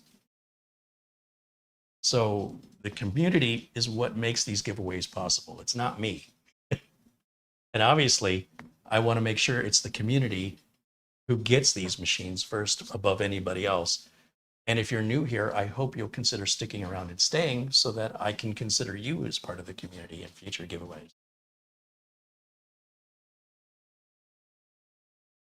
So if your name is in blue and you're requesting one of these units, I will give you higher priority. If your name is in blue or in green, you'll get higher priority. If your name is in white, that means you're new here, and that's all well and good. Welcome. And I hope that we can, depending on who's asking for these units, if we don't have any folks in blue or green that are asking, then we'll go to the folks in white. But you've got to be watching live right now and in the chat room. And we're going to make these decisions right now during this. It's my birthday tomorrow, but you guys are getting the presents. What? Are they not getting presents? All right.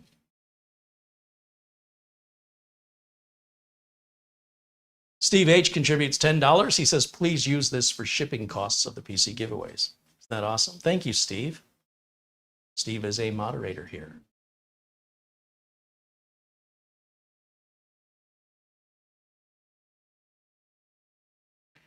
Gil Garcia said, I would take that machine in a heartbeat. I've never received anything from the channel.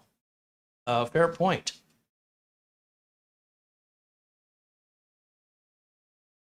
Bikeman says, I'll take it as other household PC is over 10 years old.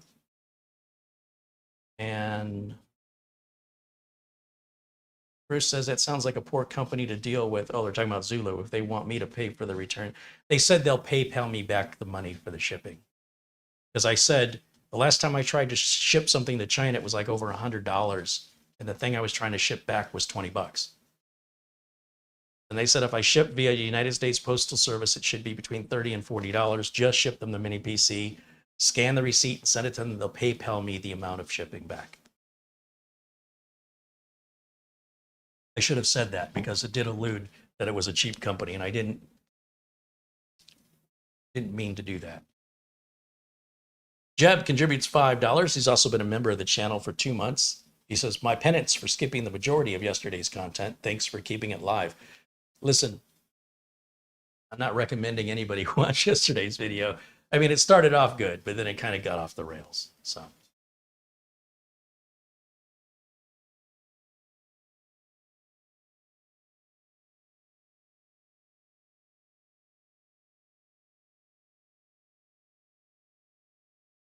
So, Bikeman and Gil Garcia. If you have a preference of the BosGame, the Ace Magician T8, maybe we should just do this now. Who here is interested in the Ace Magician T8? Let's start with that one.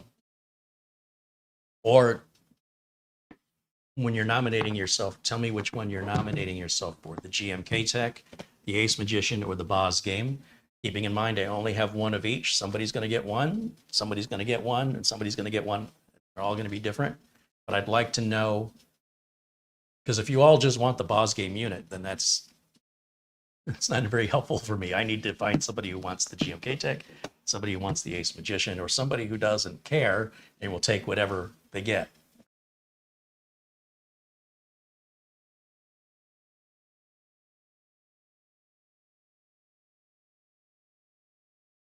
Michael Dane says, good luck, everyone. I don't need one. I just got a new 13th Gen 13700K with 32 gigs of RAM and an NVIDIA 4080 graphic card with 2 terabyte NVMe. Rub it in. Go ahead, rub it in. Jeremy the Red said, it's my wife's birthday tomorrow. Well, your wife's 50th birthday. That's a big one. That's the half-century mark. Don't tell her that. But obviously, a bright and intelligent woman if she is born on June 23rd. That is not something funny. It means she's Cancer. Bias. I'm biased? Yeah. Maybe a little. Taking notes. Okay. Thank you. Oh, that's a great idea. 3D Everything contributes $20. He says, please use this to help with shipping. Thank you, 3D Everything. I think this is going to cost me less to ship because what I would traditionally do is take it to FedEx and I would pay FedEx to pack it. And I would pay for the packing. I would pay for the box. And I would pay for the FedEx shipping with insurance and a signature required. And that would cost between $40 and $50 for each machine, all combined. But for an experiment, I shipped with USPS on the last giveaway of those Silverstone units and just used a free USPS shipping box. And the USPS shipping was very inexpensive. And they all got there, if anything, faster than FedEx Ground. So what I've been doing is anytime I order something from Amazon that comes in a box about yay big, I know that the little mini PCs and these, the little HPs and these are going to fit in these boxes. So I don't have to pay for a box. And I just peel my address label off, put the recipient's address on there, go over to the post office and just pay to ship it priority mail. Way cheaper. And so I was able to ship like those Silverstone TS16s. I think they were like $12 each to ship at the post office using a free box from the post office. FedEx, they were $35 each to ship. So I was able to ship 3 for the price of 1 by going USPS. I use FedEx because I'm shipping traditionally big, heavy computers, and they're cheaper and more reliable that the PC gets to where it's going in one piece, in my experience, than UPS or USPS. So out of habit, I keep going back to FedEx, but it's not practical for things that aren't fragile and are much easier to transport. I don't trust USPS with a big box that, that a big desktop computer would come in, but I have no problem shipping these USPS because they're practically indestructible. There's no moving parts in them other than the cooling fans. So even the packing's not even that important. As long as they're in their original box, they're packed well enough. Greg recommends hitting the like button. Yes, absolutely. Please do like and subscribe. If you enjoy the content, you want to see more giveaways, you want to see more reviews, you want to see more content like this, subscribe, thumbs up, hit the bell icon so you can be notified anytime new content is available. Nick Poverman with $19.99 in Super Chat said, here is to help with shipping and happy birthday early. See, this is what I'm talking about. This is exactly what I'm talking about. Our community is so amazing that they want to help pay for the shipping to complete strangers that are also in the live chat so that it's not all just coming out of my revenues. And I didn't ask anybody to do that, just volunteering that because that's how cool these people are. Thank you, Nick, and also 3D Everything, and Mark Baggett, who contributed $5. He goes towards the shipping cost. And Steve H, and Jeb, Sarge Tech, and Paul O'Brien, and Peter Laycock, and Mark Gaines, Jeremy the Red, Colin Hunt, Ben Laird. That's what makes this all possible. Mark Leibowitz with a $15 super chat says, Father's Day was this past Sunday, and I have everything I really need. So here's a little something to help you put one of those PCs in the hands of someone who doesn't. Right on. Well, thank you, Mark. That's very thoughtful and kind of you. A community that supports each other. Like I say, the internet's like this huge dumpster fire. And somewhere in the dumpster, there are diamonds. And they're very difficult to locate, these little tiny diamonds in this massive dumpster. But it's worth it when you find them. So thank you all for being a part of this. And feels good to give. Like for me, it feels good for me to give these out to people who appreciate them, who don't act like they're entitled to them. And it's almost better than getting a present is giving one. Like it feels good. So thank you for enabling that. Appreciate it. Sarge Tech contributes $5. He goes, same here to help with shipping costs. You guys are amazing. And as I mentioned, these shipping costs shouldn't be that bad. First of all, they're small. Secondly, I'm going to box them myself. And third, I'm going to take them to USPS instead of FedEx. It's just more labor involved for me. It's nice to be able to walk up to the FedEx counter, hand them this box with a piece of paper with the recipient's address and my address, and say, here, box this, pack it, ship it FedEx ground with insurance and a signature to this person, and make them do all the work. Instead, I'll do the work with, maybe Camera Girl will do the work. I'll have you box these up, pack them, and address them. And then I can drive over to the post office and wait in line and queue up. People can groan when they see this guy. Guy's got 4 or 5 boxes. Oh, why do I got to be behind that guy? He's going to be forever. What's what? Will I be on tomorrow? Yes, there will be a live show, as there is every single Friday, with rare exception, at 1 o'clock, my usual start time. Whether or not I do the Zulu PC or I don't know, I've got a motherboard here to build, to prep. I got a lot of stuff going on here. So it's really a neat computer. So I don't know, maybe I'll get it working tonight. I really don't want to send it back to China. And I really... Work It deserves to be So shown. hard to work on. It's very I know. difficult. Bob R contributes $10. He goes, this is for shipping help. Right on. Thank you, Bob. Hey, Cordius Technology said, I sent you a PayPal to assist with shipping. Terry wants to know when I'm heading to Michigan. I go to Michigan every fall. Every year from mid-September to mid-October, somewhere in that 4-week period, I'll spend 2 weeks in Michigan. I don't know when I'm going this year. I think it's around 18th of September. Maybe it's the 25th. It's the end of September through the beginning of October. That's all I know right now.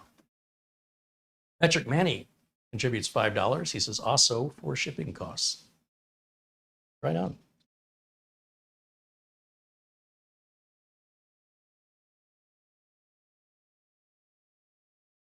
$10 comes in from PayPal from K Cordius Technology. He says, this is to assist with shipping. Have a wonderful day. Right on. Thank you, K Cordius. Davis Parsons sends $50 via PayPal. He says, happy birthday, Carrie. Use this for a meal with Maralina. Well, that's very kind of you. Thank you. Thank you. Can I go to Denny's and get my free meal? And you can have $50 worth of Denny's food? Does Denny's even still do that?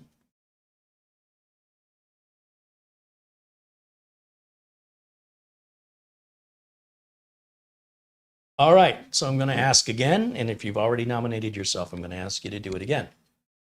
If you are interested in receiving one of these machines and you've not received anything from this channel before, you are at least 18 years old, and you are in the United States, speak up. Tell me that you are nominating yourself for the BosGame, the Ace Magician, or the GMK Tech. Oh, since everybody's giving all this money for shipping, maybe I can find one more to give away.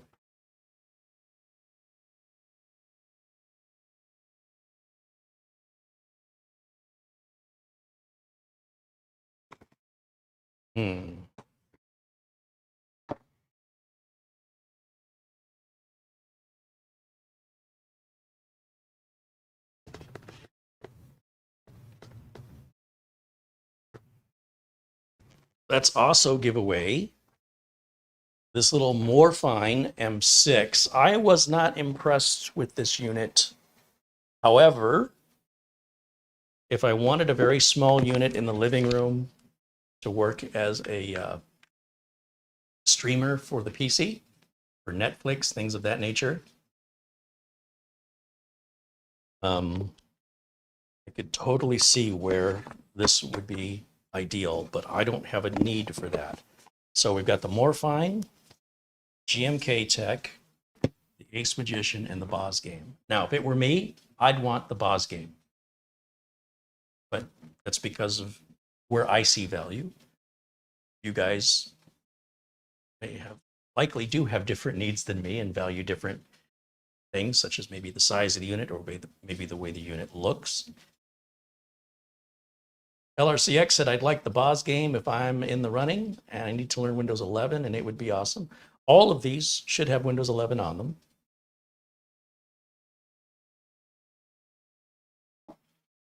Richard Johnson says, when you come to Michigan next time, maybe I can take you for dinner, pizza.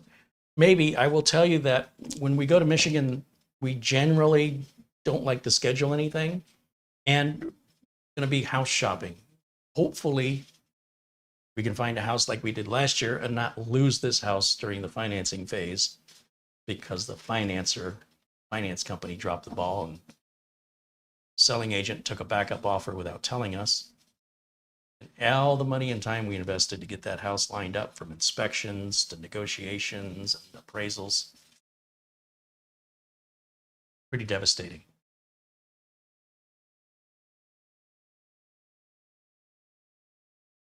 Luke Greenia says, Sarge Tech mentioned he would like one. If he is chosen, I will PayPal you the shipping cost. Oh, that's very kind of you, Luke.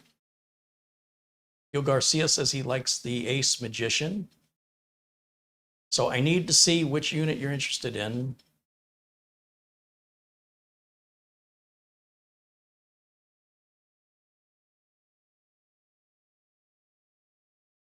Old Man 55 is interested in one, but he doesn't say which one. Dennis Paulson says, I'm told the prices are dropping in Michigan on the housing market. Well, that's happening all over. Yeah. Spencer is interested in the BosGame.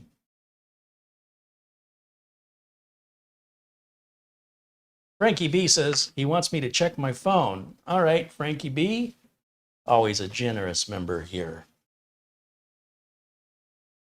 Holy cow, Frankie B sent $200 using Zelle. I'll tell you what I'm going to do.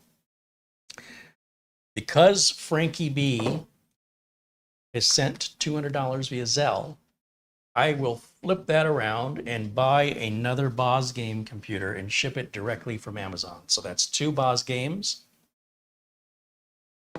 The Morphine M6, the Ace Magician T8, and the GMK Tech. So we're doing 5 mini PC giveaways. David Martinez says, Carrie, did you get the link I sent you with Samsung 1 terabyte for $45? I'm not really interested in it. If I got it, I probably deleted it because you're basically just spamming me when you do that. I keep an eye on the products I'm interested in, and I know you're meaning to do the right thing, but that's no different than getting an advertisement from a company. I know when you send it, you don't think it's spam, but from the recipient's perspective, please only email me if it's business related. I don't think that a Samsung drive at $45 for 1 terabyte is that big of a deal, but I know your heart was in the right place. But please don't abuse my email address and only use it if you want to conduct business with me.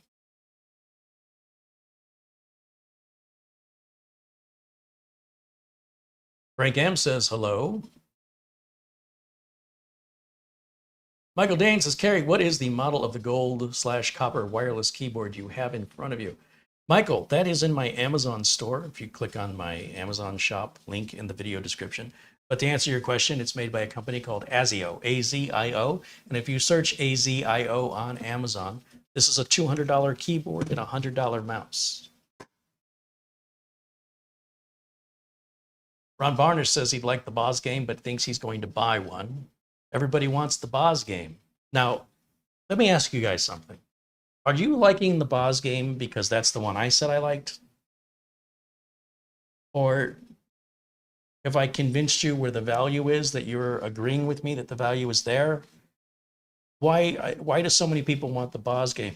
I mean, the uniqueness of the T8 and the M6 and their form factor, as well as the GMK Tech, which isn't a bad system and sells for more money. I'm just kind of curious why so many people are interested in the BosGame.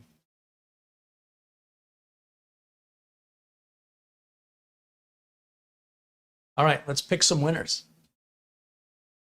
Old Man 55 said, any of them that'll work for YouTube and email.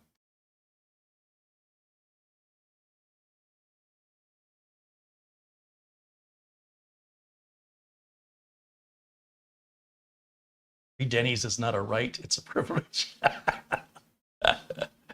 What a generous contribution. I'm still blown away by that. Frankie, you're amazing.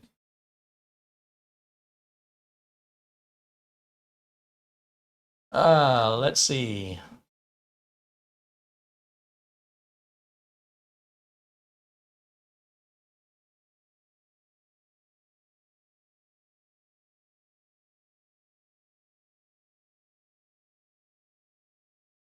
So Sarge Tech wanted the AP34.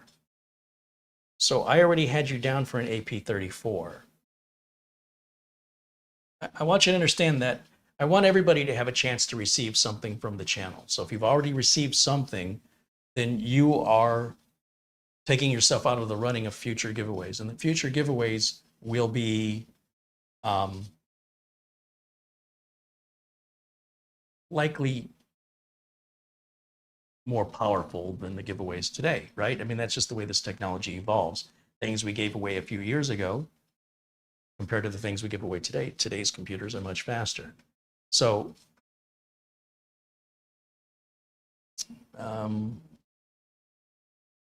Alhej says, I'll wait for an Ace Magician AR-15 giveaway. Oh, the AD-15?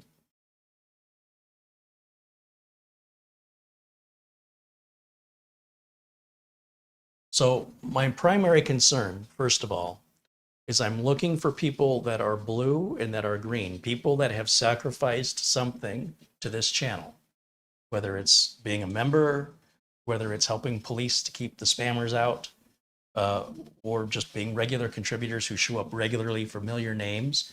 I want to absolutely put them at the top of the list because they've proven they're not just here for the giveaway, right? They're here, they're going to stay here, and I want to reward their loyalty first and foremost. And once we get past that group, then we can look through the names that are less familiar. But I want those less familiar names to get to be more familiar, because the way these people got blue in most cases was just by showing up and participating in the chat regularly. If you quietly watch, but you never participate, then from my perspective, you're a new viewer. So it's very difficult for you to prove to me that you're not just here for a giveaway. Not that there's anything wrong with being here for the giveaway. That's fine. But that's why I don't announce these giveaways. I want people that came here for the right reason, and I want to reward them. And I would hope that many of you that I see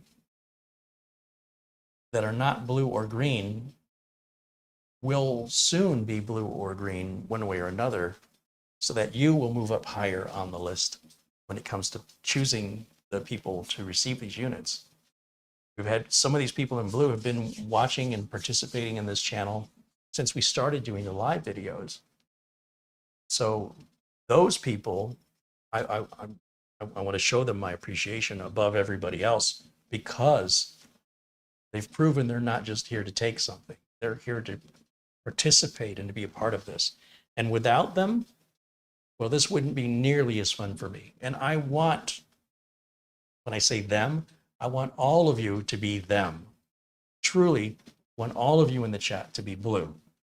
But many of your names who are nominating yourself, I have never seen some of you before. So if I have a choice between picking somebody whose name I recognize, who participates regularly, and somebody I've never seen before, I want to take care of the familiar names first. I want your name to be familiar to me. I want you to keep coming back. And if I got to dangle a carrot like this to encourage you, it's the wrong reason to be here, but you know, I do want to show my appreciation to the people that have made this even possible. And those are the people in blue and in green. Now, when everybody in blue and green says, no, we're not interested, we're already good, or we've already received everything, and we work our way through. And that's why I'm also doing this only during the live video.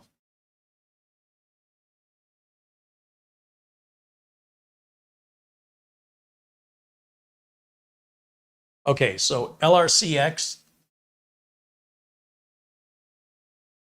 will send LRCX a BosGame.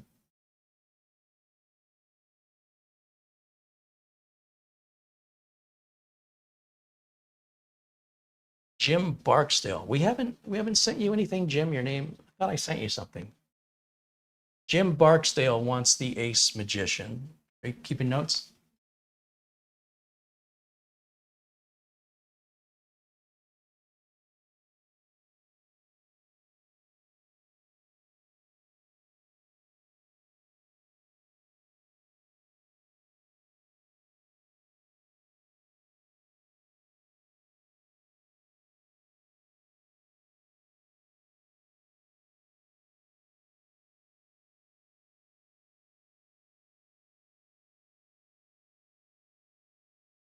Sarge Tech wants something, but I need some clarity from Sarge Tech what he wants. Sarge Tech says, I'm not being picky in any way. So I think for Sarge Tech, let's send Sarge Tech the GMK Tech. Let's do that one. We still need to find a recipient for this unique mini PC, the Morphine M6. Who here is interested in the Morphine M6? Ryan Winfull in Canada contributes $1 Canadian. Thank you, Ryan.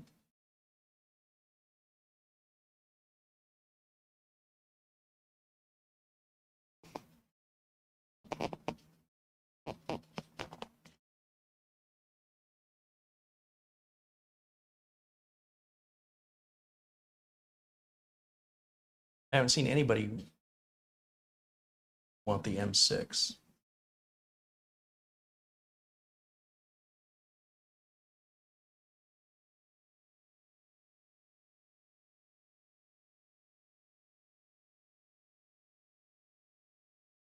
Dennis Paulson wants the M6. Or Jim, wait a minute. Which one did I say for Jim Barksdale? Did I say anything for Jim Barksdale? Yes, the Okay, so Jim Barksdale gets the Ace Magician, right? Is that what we said? And T8. what's that? The T8. Yeah, the T8. And the GMK Tech, that's going to Sarge Tech. One BosGame unit is going to, LRCF. what about the second one? Haven't done that one yet? Second one, your order. No, Frankie doesn't want it. Frankie's paying for it. Yeah, but you said Right, using Frankie B's money to give it to somebody. And then the M6, who did I say on the M6? Dennis Paulson. Dennis Paulson. Okay, and then that leaves us one more BosGame, which is the one that everybody was mostly asking for. So BosGame, we've got one more BosGame to give away.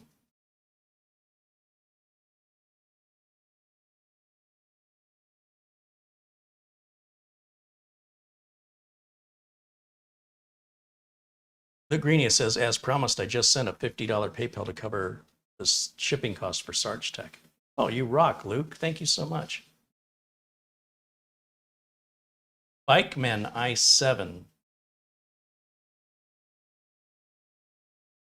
says he'll take the BosGame. Leslie Cabin says, I need a up-to-date. Okay. Because there's still going to be money left over from buying the one BosGame at 129. That'll cover 2/3 of the cost of another BosGame. We're going to give away another BosGame. So one will go to Bikeman. And one goes to LRCX, and one more is going to go to Leslie Cavins. So that's 3, 4, 5. Is that 6 computers we're giving away? Yeah, that's 6 mini PCs.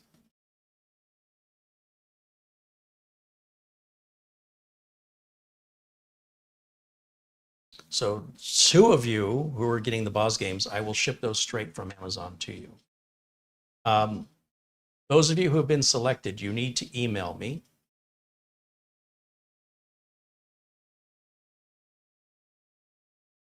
And what I need from you is your name, your address, your city, your state, your zip code, everything you need to put on an envelope.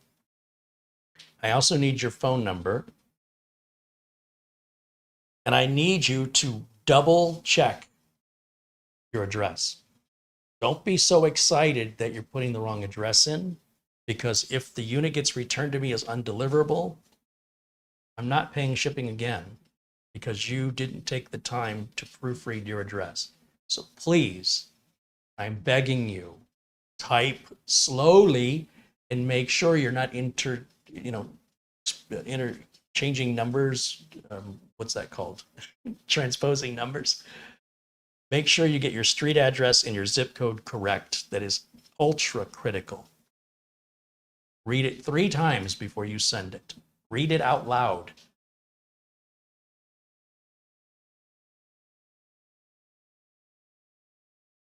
My email address, I'm going to put it here on the screen for you.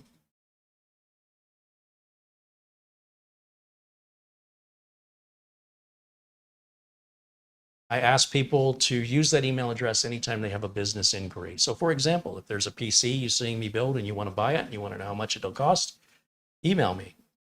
If there's a PC you have that you want me to fix or upgrade for you, email me. Anything to conduct business, that's what that email address is for.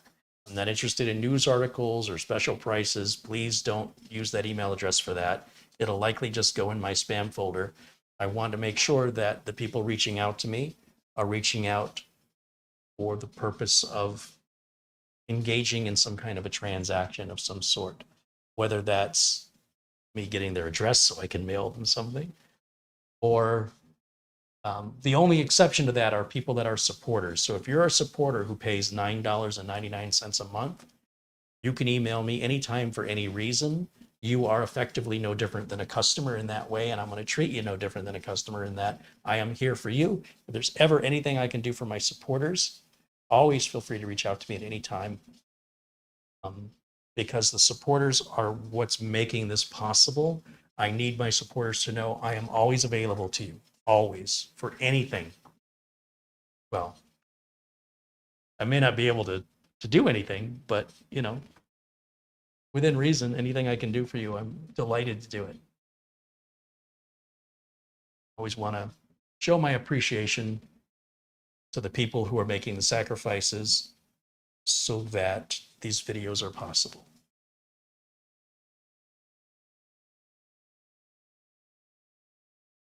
Walter wants to know, does all of the free knowledge you dole out take us out of the running for one of the giveaways? Well, unfortunately, the knowledge is it's not universal. The knowledge may be more valuable to one individual than another, depending on whether or not, it affects them. So, of course, the knowledge it doesn't have any specific value universal to all people. So, and I know you were kind of joking about that, but no, the knowledge is of varying value depending on how it, how valuable or how useful it is or how pertinent it is to each individual.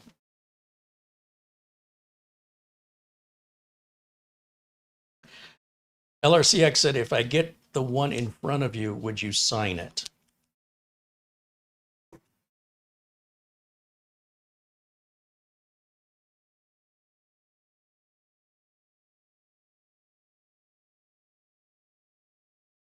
Sign it down here, maybe.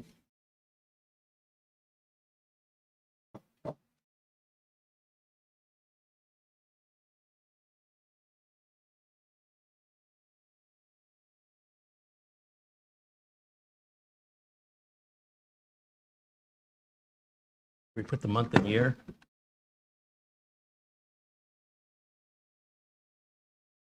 Well, good luck transcribing that. Hey, it kind of matches. Okay, that one's now worth $10 less. All right, we'll give that one.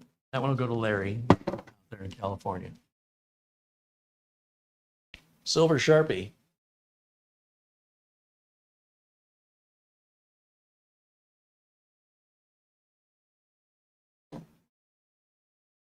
Alan Linda said he just picked up a BosGame mini PC. He got the AMD Ryzen 5 version with 32 gigs of RAM. That's DDR5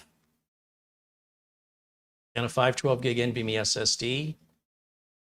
How much did that set you back? It sounds like a pretty nice little machine.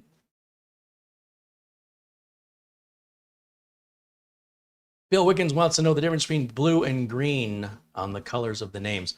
So green are supporters. Those are the people that are viewers that never became moderators, but instead are viewers that paid for membership. The folks that are blue, those are moderators. Those are people who have the ability to kick other people out of the chat room. It's a big responsibility, and I've got a lot of trust in them that they're not going to cost me valuable viewers by abusing their authority. And if the people in blue pay for membership, they get the gold badge. So all membership, whether they're blue or green, will have a gold badge with a number that indicates the amount of time they've been paying for membership. And then that doesn't represent, so basically it goes like new member, which won't have a number in the gold badge. I think it goes 1, 2, and then there's nothing for 3, 4, and 5. It just stays 2. And then when you hit month 6, it goes to a 6. And then there's nothing for 7, 8, 9, 10, or 11. It'll just say 6. And then when you're on your 12th month of membership, it becomes a 12. And it'll stay 12 from that point forward until you hit 24 and 36. And then YouTube doesn't have any sort of badge opportunity to change after that. but we're still a couple years away from that being a problem. So I assume YouTube will, assuming they keep the membership program, will appropriately add badge designations for people that have been that loyal for 36 months. That's crazy. In 36 months, somebody will have sent $360 to the channel. And YouTube will take 30% of that, by the way. Alan said he paid $370 plus tax for that. Sounds fair. Well, Alan, please let us know what you think of it when you get it.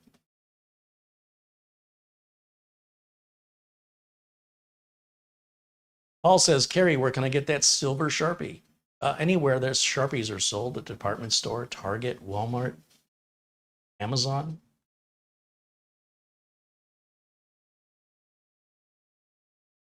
It's funny, I'll take things out of the drawer and use them and I don't even think about it. And somebody's like, holy cow, where'd you get that thing? It's a silver Sharpie. I usually, I just buy them off Amazon. Of course, I buy everything off Amazon, except tips in crypto. Hey, you notice nobody's bad-mouthing Bitcoin lately? I mean, it's over $30,000 right now. Not a word. They only come out of the woodwork when it falls. They go, oh, see, this is why. The people are idiots that invest in crypto. They're learning their lesson. Ha, ha, ha. And then the crypto goes back up again like it always does. And not a peep. They're really, really quiet. In the meantime, banks have been collapsing. You'd think that would be the time to come out and say, well, the banks are collapsing, the crypto value is going up. I don't see anybody mentioning that. Wonder why. 30K to the moon. Yeah, Doge is up to like half a cent. That's pretty good for Doge. You buy $1 worth of Doge. Think about that. Buy $10 worth of Doge. And if it doubles its price, if it goes from a half a cent to a full cent, I guess that doubles your money. Imagine if it went to a full dollar. But it ain't going to happen overnight. It's a long-term investment that may never come to fruition. Doge doesn't have the providence of Bitcoin. Sort of the big 800-pound gorilla in the room is Bitcoin. Luke Greenia says, I think this stream makes up for yesterday. Well, I don't know that GMK Tech will agree. Although, honestly, no dig on GMK Tech. I mean, the machine's fine. I just think that for the money, for me personally, I would prefer the BosGame unit. But I also want to mention that GMK Tech makes a lot of other machines. And I hope that the review did not upset them. I would hope that they'll want to continue sending me other units for review. It's not a bad unit. Again, not a bad unit, but pretty limited compared to the BosGame. The fact that it's more expensive isn't. If it was the same price, it'd be a harder decision, quite frankly. Walter says Walmart sells Sharpies as well. Yes, yeah. You can often find those silver Sharpies at Walmart, Target, Office Max, Staples. Yeah. Did you get everybody's Yes. info? Yes. Jeremy says, if Doge hits $1, I'll donate $500 to the channel. Okay. Is that all? Come on, if Doge hits $1, you could donate $5,000 to the channel. All right. How's that for being greedy and entitled? That's not enough. I mean, think of the profit. If you bought Doge at its price today and it goes to $1 and you bought $100 worth of it, you'd be like worth over $100,000. All right. I'm not holding my breath for Doge to hit that anytime soon. I think if any cryptocurrency has the potential to hit big numbers, it's Bitcoin, Litecoin, Ethereum. The big boys. 55 Sting Dude says, Carrie, thanks to your teachings on upgrading my CyberPower PC from an 11th gen to a 13th gen, He's going with a 13700K and an Asus Z790 ProArt. Oh, that's a nice motherboard. With a Kraken Z73 all-in-one, which is basically what we have in there, and 64 gigs of DDR5. That's going to be a monster. That'll be the best computer you've ever owned, and I'll bet you it'll be the most reliable computer because you will have built it. You will have built it right, and you've picked good parts, and that's easily going to last you 10 years. Easy. Jim, please do not put your private, personal, identifiable information in a chat room that can be seen by everybody around the world. That is an extraordinarily irresponsible thing for you to do. Will one of the moderators please remove Jim Barksdale's address from the chat room, please? Please do not post personal information about yourself in a public worldwide forum. This is not a private thing between you and I. The world can see this and can play it back for years and years and years. You've written it in stone.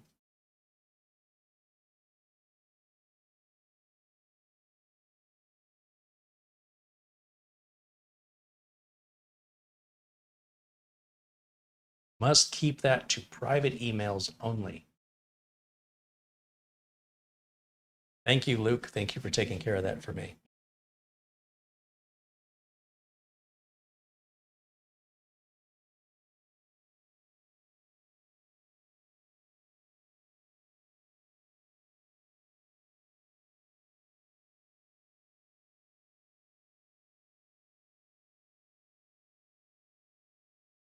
How do moderators remove posts? At the end of every post, there are 3 dots that appear. And if you click on the 3 dots, your options are there.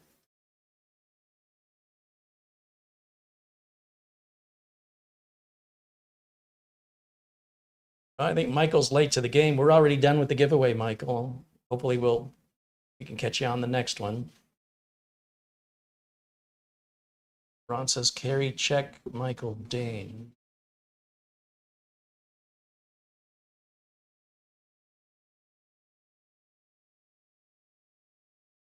Michael Dane has given away 175 computers in his local community. That's amazing. That's why Michael Dane is the man.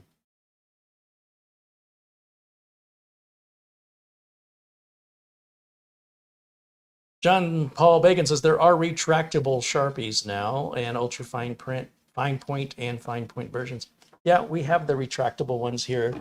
So this, when you see me kind of go down behind my desk here, one of the things I've got under here, just to give you guys an idea.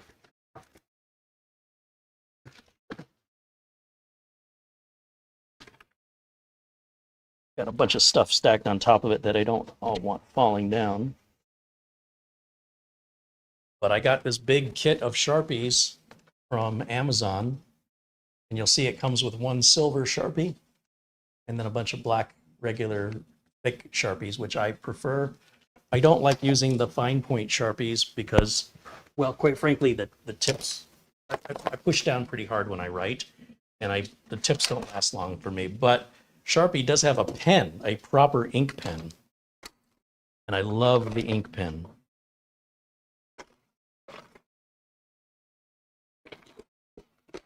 Oh boy. Mara's like, don't get him started on pens. We're going to be here 4 hours. Yeah. Jay contributes $23.99 in euro. Thank you, Jay. Where are you watching us from? I haven't seen your name before in the chat room. So like these Sharpies here. Yeah, I hate these. These are the really ultra fine points. I do not like these. But Sharpie has a proper pen, which I cannot find.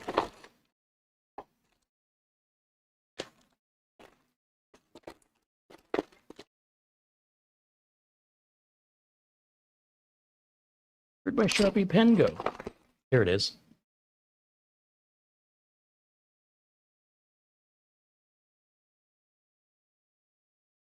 I like a medium point pen when I'm writing, just like normal writing. No, kids don't do that today. But Sharpie makes the S Gel pen that's more of a traditional writing utensil. Very smooth to write with, and that's become one of my favorites. And I think for my birthday last year, Camera Girl got me favorite pen, which is the Ross Ferrari.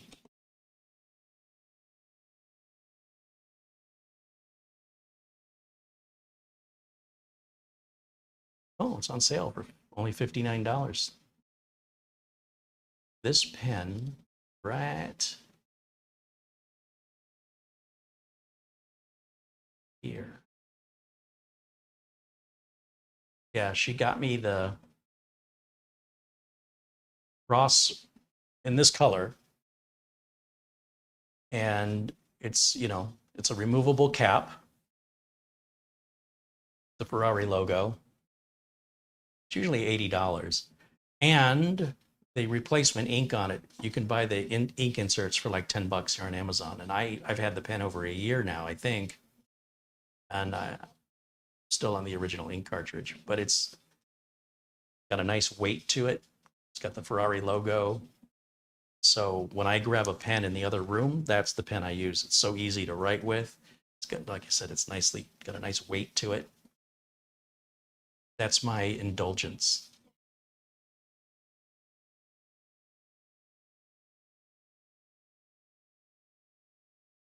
Yeah, don't get me started on pens. I got a weird pen fetish. Everybody in my family does. Have you seen my sister's pen collection? You should have seen the pens my father had. He'd go to like Comdex and CES and collect all the pens. Sometimes if I stay like in a real fancy hotel and they have a pen and paper, I take the pen as like a souvenir. Like when I was in the Caribbean all those years ago. I took the pen from the Cuisinart Resort. Never used it. Yeah. Gel pens suck. See, I think gel pens are far superior. I love gel pens. Old Man 55 said in 1973, Cross sold some pens for 20 bucks. Okay, but 20 bucks in 1973 was about 60 bucks today. So it seems like it's about the same price.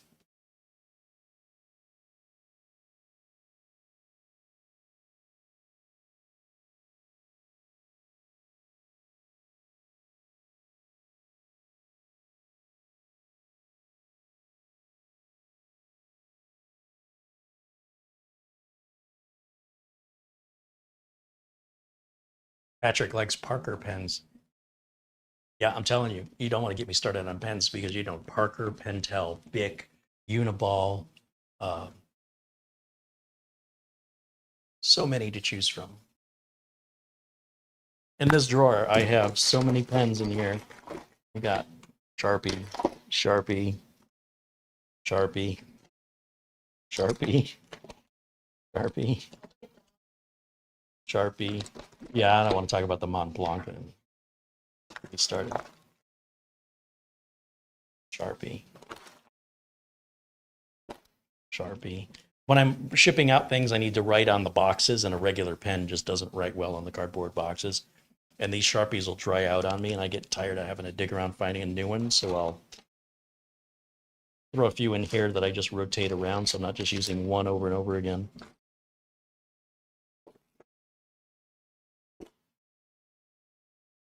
Here's an Energel by Pentel.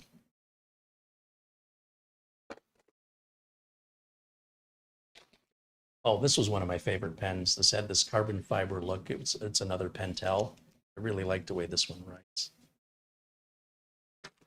You got to see this close up. And I got all these from, I think I got these all from Amazon. Focus. There it goes.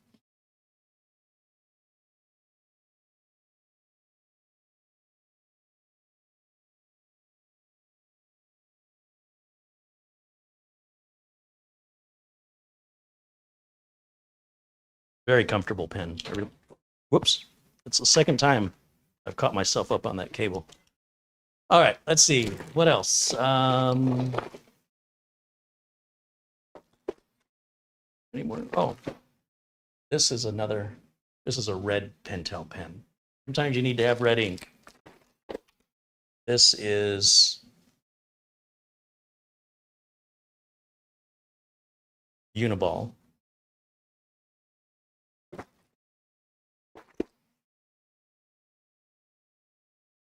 Until Sharpie. Think I got enough pens in here?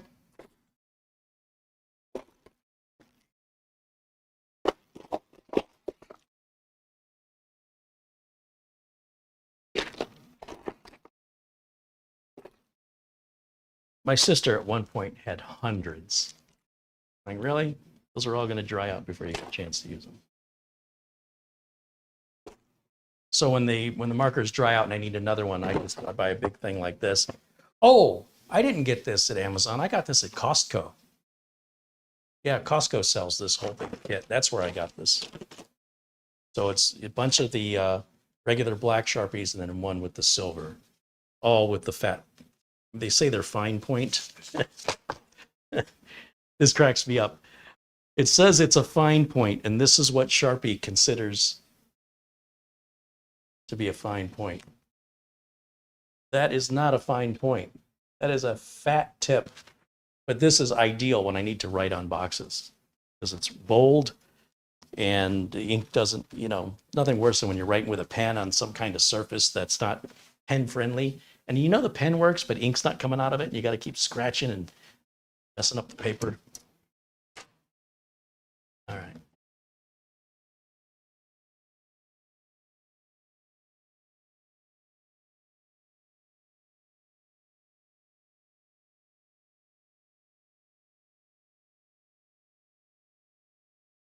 All right. So did everybody who was supposed to email me?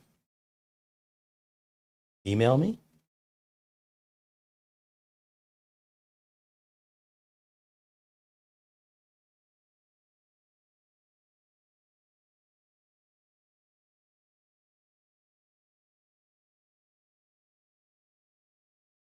Alan Lindis says, yeah, there's the BosGame mini PC he ordered, the Ryzen 5 6600H with 32 gigs of DDR5 and 512 gig storage with Bluetooth 5.2 and Wi-Fi 6. Supports 4K triple display. And after tax, he paid $405. He says it's scheduled to arrive tomorrow. He will let me know what he thinks of it.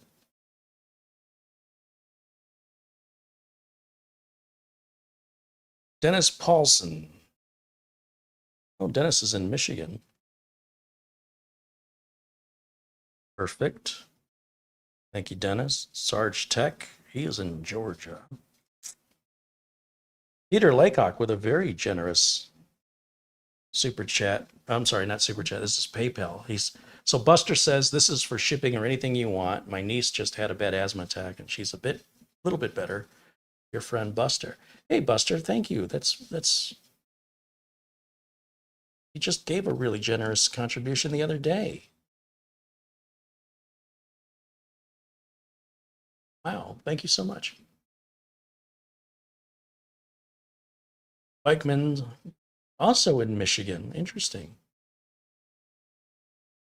Okay, so we got yours. And Lou Greeny at PayPal the $50 right on to cover Sarge Tech. All right, so who are we missing? We've got Sarge Tech, Dennis Paulson, and Bikeman. So 3 of you have not emailed me. Who were those other 3? You still have the list? Jim Barksdale. So Jim Barksdale needs to send an email to me. Okay. LRCX, you need to send an email to me. We're good with Bikeman. Who was Leslie Cavins? Leslie Cavins, you need to send me an email. So we're waiting on 3 emails. I'm not going to make a separate trip because you didn't get your email to me in time. I don't want to make a separate trip to the post office. I'm going to go one time. So please don't hesitate, and also don't rush through your address where you impose, where you get the address wrong. Please make sure you are sending me the correct address. Okay, we got LRCX to email us, so now we're just down to those last two people.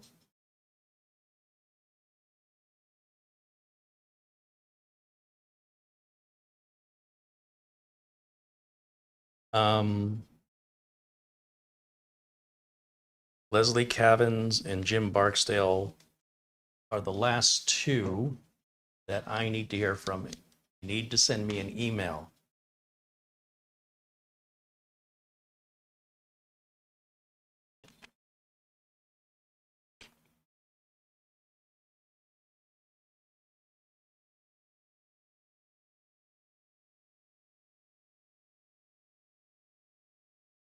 If anybody does not send their email by this time tomorrow, alternate winners will be selected.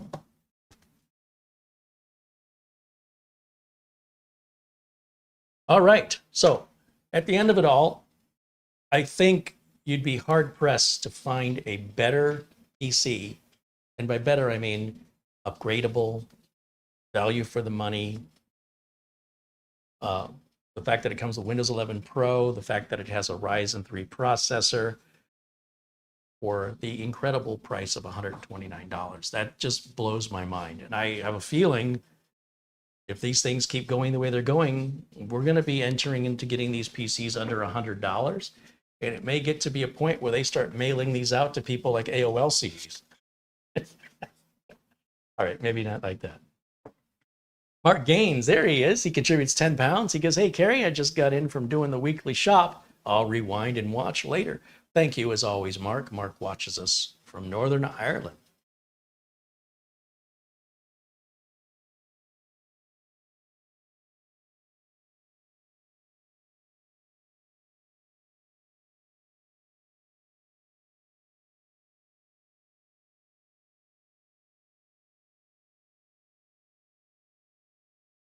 Well, this is a bit concerning. If Jim Barksdale does not know how to send email, then there's no way we're going to be able to send you a unit.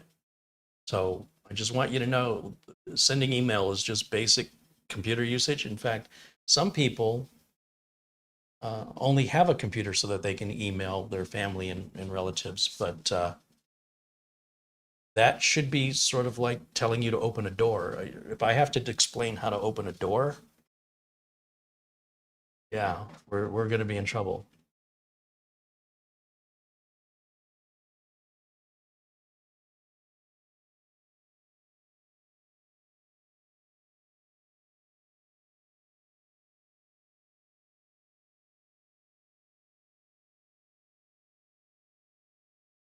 Michael Dane says we're less than 2 weeks away from the 4th of July, America's Independence Day.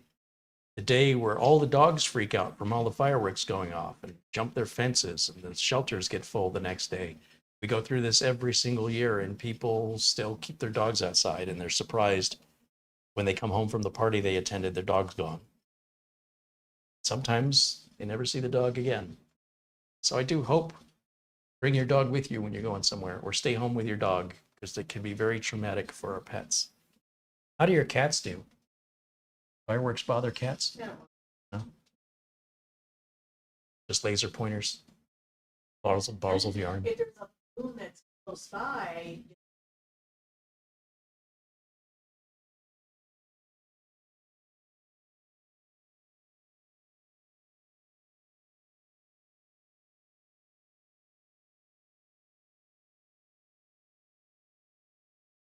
What were we sending to Jim Barksdale? Which computer? T8? Yeah, I am concerned that he won't be able to use this computer. If he can't send an email, I don't know how he's going to be able to use this computer. This may not be an appropriate recipient for this machine. And who is the other one? There's one other person. Dennis. Leslie Cavins. Leslie, are you still watching? I need you to send me an email with your mailing address.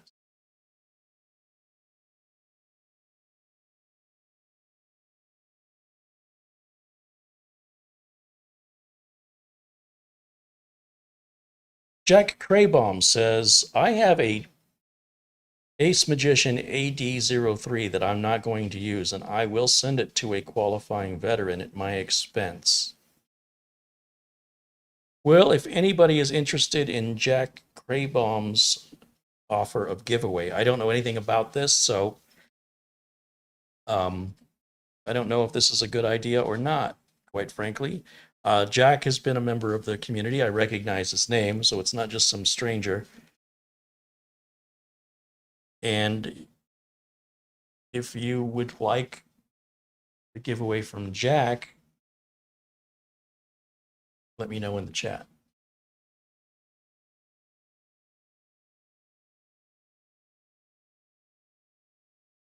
Can Jim send a text? No. Listen, this is a computer. It's a very complex piece of equipment. If your knowledge of computers is so limited that you don't know how to send an email, there would be no benefit from you having a newer computer. It doesn't make any sense. You're not, I mean, it doesn't make any sense that you would receive any benefit from having a new computer. And I want to make sure that these computers are going to people who are going to use them, who will benefit from having them. And it doesn't sound like, unfortunately, it doesn't sound like Jim would benefit from having this computer.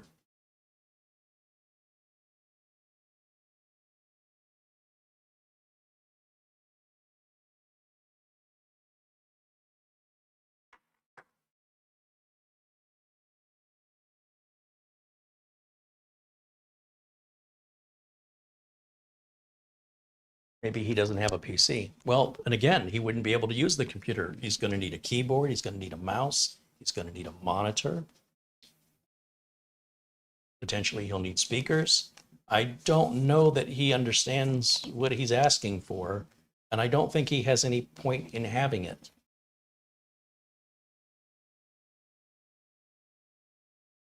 Freak PC says, Carrie, what's better for benchmarking, Cinebench or Geekbench? It's benchmarking. It's all pretend. None of it really matters. The best benchmark is you using it. Use the computer and determine if the computer is meeting your expectations and if it's responsive to what you actually use it for. I don't encourage or support the use of buying computers for benchmarking purposes. It's just a waste of time, in my opinion. So there's no such thing in my mind as a good benchmarking program, other than putting it into the hands of the end user and seeing what they think about it. Jim says, give it to someone else. All right, so the Ace Magician T8, right? That's what it was going to be, the T8? Correct. Is back up. Who is interested in the Ace Magician? Old Man 55 mentioned any word. Old Man 55? And we didn't select him earlier? Nope. Okay. Old Man 55, please send me an email with your name, address, and phone number. And what did we offer Leslie Cavins? BosGame. This is unfortunate because it doesn't look. Is Leslie Cavins still watching?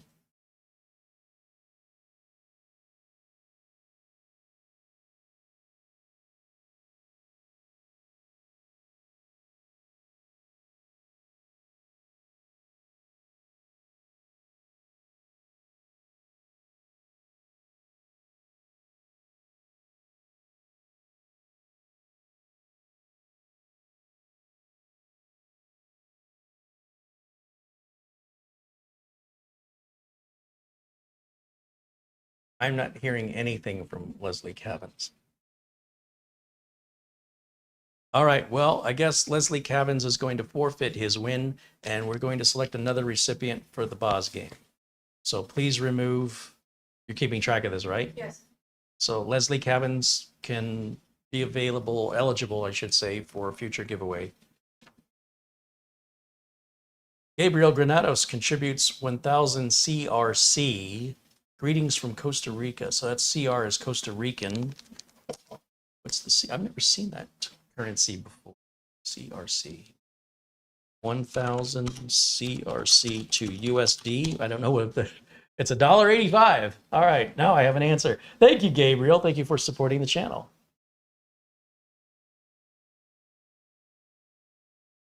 Gabriel says that is colons, Costa Rican colon.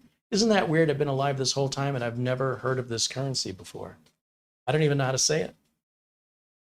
Mark says, is this only for the United States? Yeah, Mark, unfortunately, shipping hardware outside of the United States is extremely difficult for us. We've got to fill out customs forms. It's very expensive.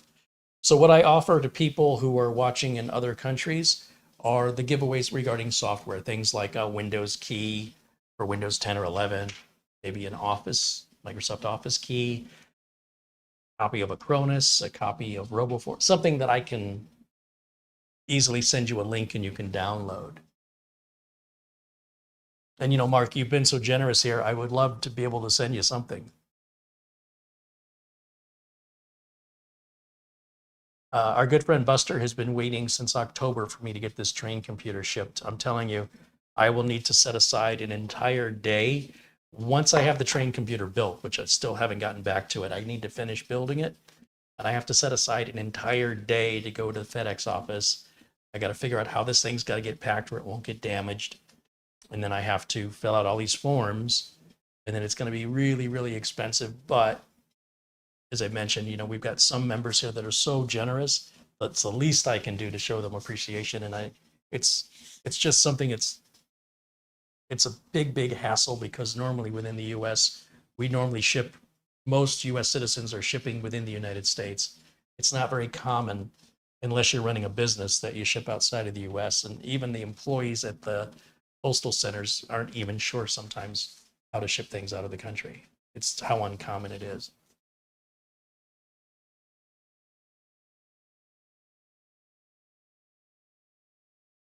So Leslie Cavins, okay, so Leslie Cavins is here. I don't understand what's happening right now. Leslie, I need your shipping address if you still want BosGame.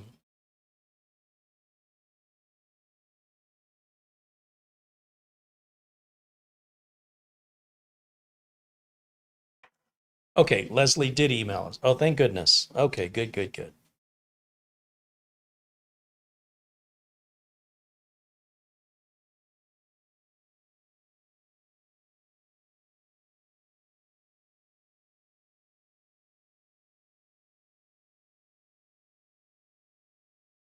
And Old Man 55. What did we?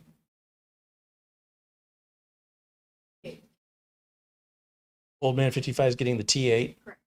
Leslie Cavins is getting the BosGame.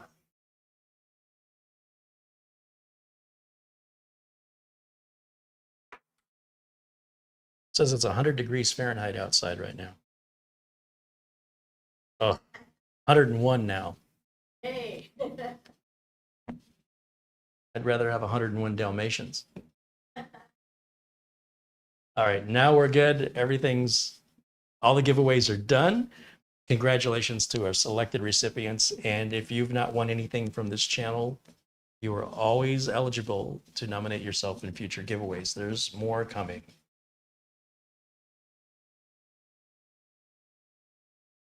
Easy Otter says, Camera Girl, you are doing extra work today. Yeah. Typing. All right, congrats again to Leslie Cavins and Old Man 55, LRCX, Sarge Tech, and Dennis Paulson, Bikemen. That's everybody, right? That's everything. All right. That'll help clear some space here for some more stuff. Wouldn't think giving away stuff would be so difficult, would you? Mark Gaines says, Carrie, hopefully if everything goes to plan, I'm going to see my cousin in July in New York. Well, that's clear on the opposite side of the country, but if you find yourself closer to Las Vegas or California, Nevada, California, That would be cool to meet up with you. Paul O'Brien says, give camera girl a raise. She's overpaid. Hey.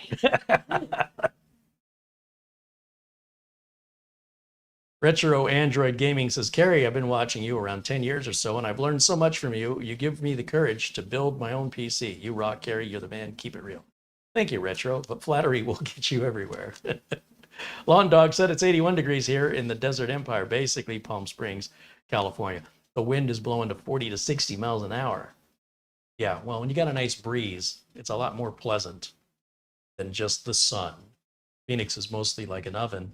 Palm Desert in Las Vegas are more like a hairdryer. Jeff H said it's a beautiful 85 degrees in Oregon. Thanks for what you do. Oregon's a beautiful place. Enjoyed my trip there. Been there a couple times.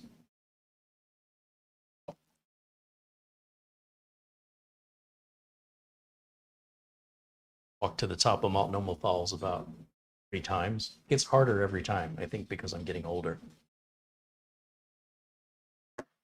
Beautiful place.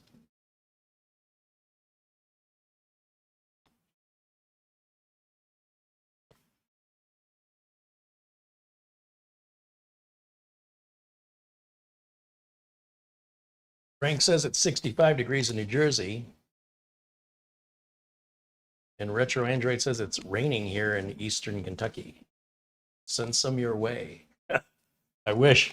I wish.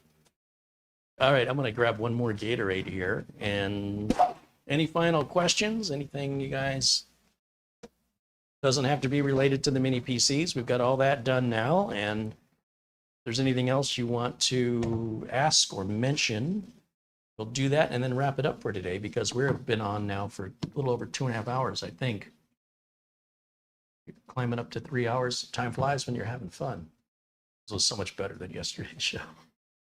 They are live, you know, so you're going to have some shows that are kind of, and I feel bad that it's not GMK Tech's fault. It wasn't a good show. It was just some of the interactions.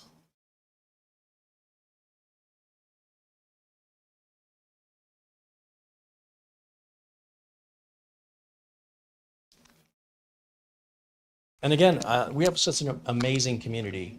And I know I say that a lot, but it doesn't take long to be on the internet and just see how chaotic and selfish people behave. And so to have a nice, welcoming community where people are genuinely here for the right reasons and they enjoy helping each other and show a true interest in the things that we do, just really makes everything worthwhile. It makes some of the frustration tolerable, because sometimes there are days where I'm like, you know what, you just got to take this membership only and be done with it. Because on the Monday shows, every Monday at 1 o'clock, I do a members only video. And those videos are available to the paying members. And there's a much smaller turnout. It's far less chaotic. There's no spamming. There's no harassment. There's no, like, everybody's there for the right reason. And even though that's a much smaller turnout, it's always a rewarding experience for me. I don't worry about being scrutinized. I don't worry about, if somebody sees my address on camera, that they're going to use that against me somehow. I don't have to be so defensive. And that makes it so much more enjoyable for me as the creator.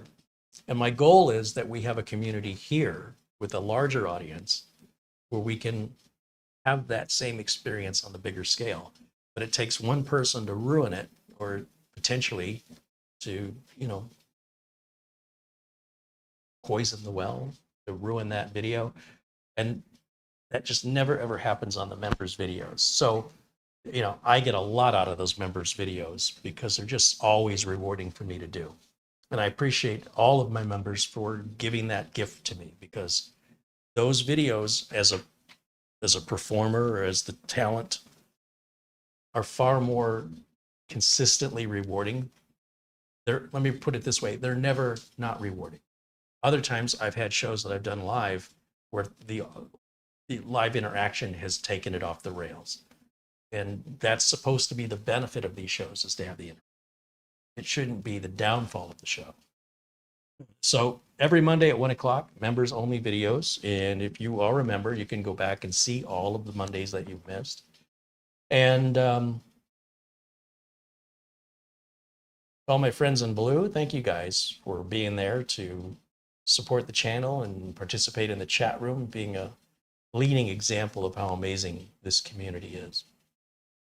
And the folks, we see a lot of folks here that are just not green or blue, just regular viewers. I hope that I will see you guys more in the chat room. Your participation is the only way that I know you're watching. If you're watching without participating, there's no point in making a live video.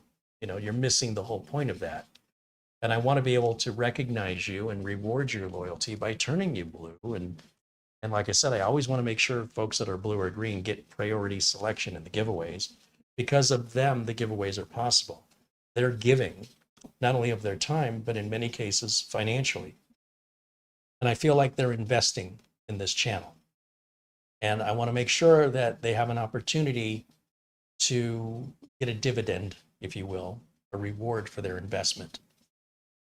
And for the regular viewers, that's not to say that you guys wouldn't be selected to win anything. In fact, the last two folks that we did the last giveaway, those folks were also not blue or green. And neither one of them are here today.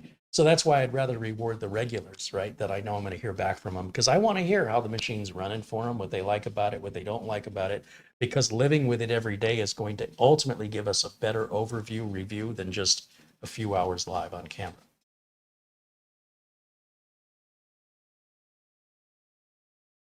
Chris Smith says he's gray. No, you're green, Chris.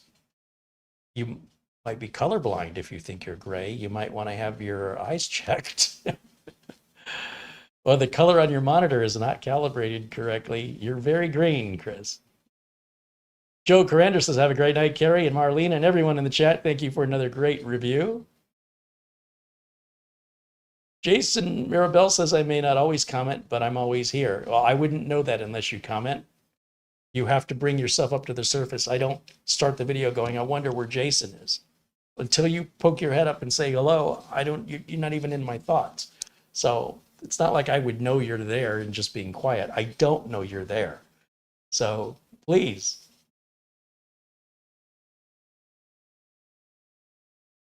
When you're watching the show, let us know. Say hello. Frank M says, thank you, Carrie, and members and fellow Blue Mods and Camera Girl. Always interesting live streams. Stay safe and well until next time. Gabriel says, your streams rock. Right on. Thank you, Gabriel. Jason says he will say hi always from now on. I hope so, Jason. I hope so. You might end up making some friends in that process of other people in the chat room that say hello back to you. Be surprised what that little step forward can lead to. So I hope that you will. Randy says, good evening. Oh, well, you just missed out. If you're just joining us, Randy, you just missed the whole show. Alvin says, good night, great show today. Steve H says, oh, I forgot to thank Cam Girl also. You. Rip City Raider says, I like to lurk, but have a good one. Matthew Burden said, I always love being here and being a part of the community. Keep up the great work. Sarge Tech says, no other channel does what Carrie does. Cherish it. Thank you, Uncle Carrie and Marlena, for all you folks do. You want to say goodbye? Give Camera Girl some camera time. Alhaj says he's going to be reporting back to me about his Ace Magician AD15 that he purchased. Awesome. Yeah. There's Camera Girl. Thank you for the thumbnails. You're welcome. Thank you for the close-up camera work. You're welcome. You got to work on that upper arm strength. You know, it's just my shoulder's starting to hurt, so I was holding the camera like this. for like minutes. Whole minutes? Minutes. Wow. It Superhuman was at strength. least 20 minutes. Holding your shoulder like that. Maybe we need to get you a little monopod. That'd be okay. Or a shoulder harness. A shoulder harness for a point and shoot camera that's this big. Saying. Good help is hard to find.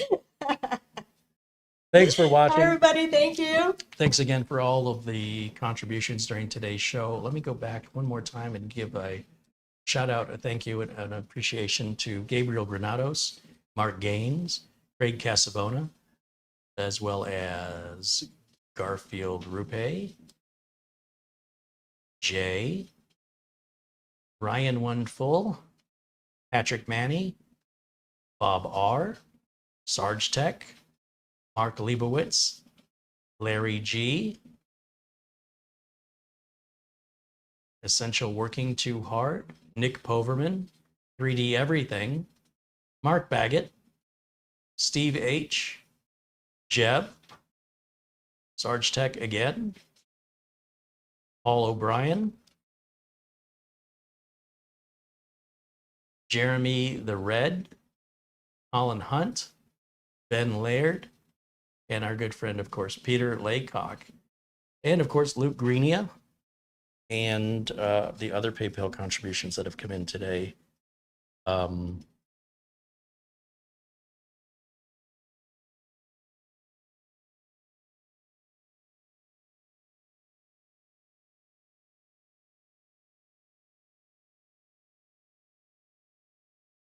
Which was Peter Laycock, K. Cordius Technology,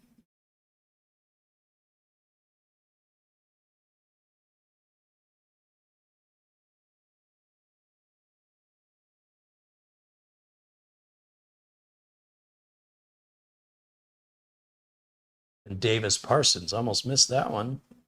Davis has also been very generous here, by the way.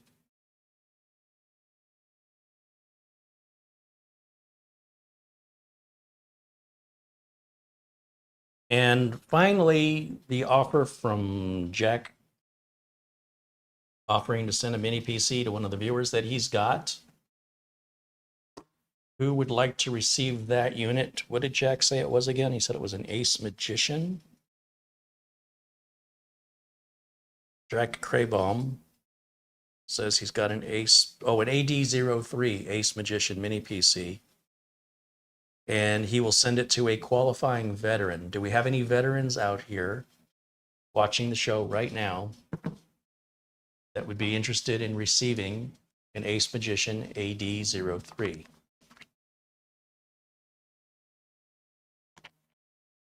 This giveaway will be different because what I'm going to do is I'm going to put you in touch with Jack, and you two can work out the shipping arrangements. I'm just going to connect you two together like a three-way call, and I'm hanging up the phone. I'll assume the two folks will work out shipping. Joe Corinder said, I am a veteran, and yes, there you go. Well, you're first there, Joe. Charles Eslick. Didn't we send you something already, Charles? Am I remembering it wrong? I thought we sent you a computer. I sent you something. Didn't I? No? He says I haven't. Okay. Leslie Cavan said, I sent you my email. You did? I got it. Thank you, Leslie. And Elhaj just posted a link to what the Ace Magician AD03 is. Okay, so Joe Corinder, only because you said it first, please email me, Joe. Remind me why you're emailing me. You're interested in the giveaway that Jack Craybaum has. And then I'm going to send your email to Jack Craybaum. You and Jack can talk to arrange for getting that item shipped to you. And please follow up with me and let me know when you receive the unit. Or if something doesn't work out for any reason, I'd appreciate knowing. I'd swear I sent something to Charles Eslick. Why is that name so familiar to me? It's not that I don't believe you. I'm just trying to figure out why that. Did we talk recently? Did we have a discussion about something recently?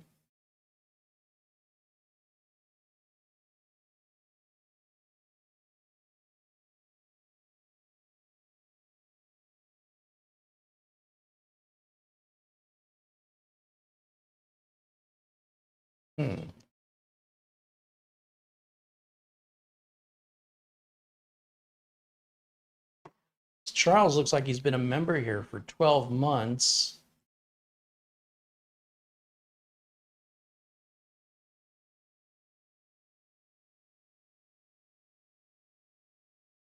Send me an email, Charles, and let's see if I've got another mini PC back here I can offer to you. All right? Because I don't want to leave you out.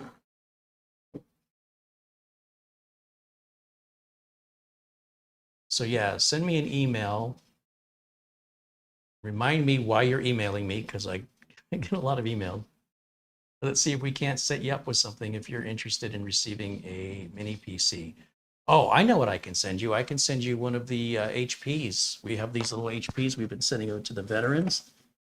These things are pretty darn good. So, Charles, if you'd like one of the HP mini giveaway PCs, these are designated for veterans.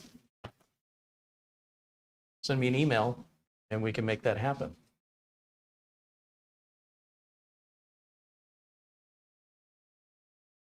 Randy Reed said, I'm sending lots of love to Carrie, Camera Girl, and you chat guys are amazing. Right on. Good vibes, my friend. Barry Klein says, please have them give you their email on air so we can all hear it because I want to contact them about their car warranty. Charles says he sent me a message. Let me just check before we say goodbye to make sure I've heard from everybody. Yep. Joe Corinder. Okay, so I got to put Joe in touch with Jack.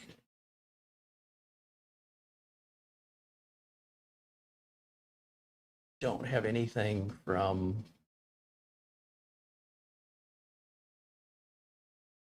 Charles Eslick. Please make sure you get my email address spelled correctly.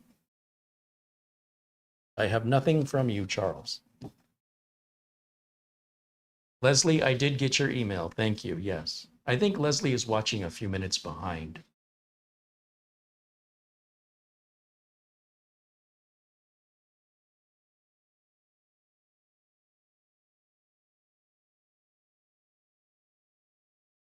Yeah, I don't even have anything in my junk folder. So if you sent something to me, Charles Eslick, I did not get it. Please make sure you spell my email address correctly. Starshine has put my email address in the chat there. As has Alhaj.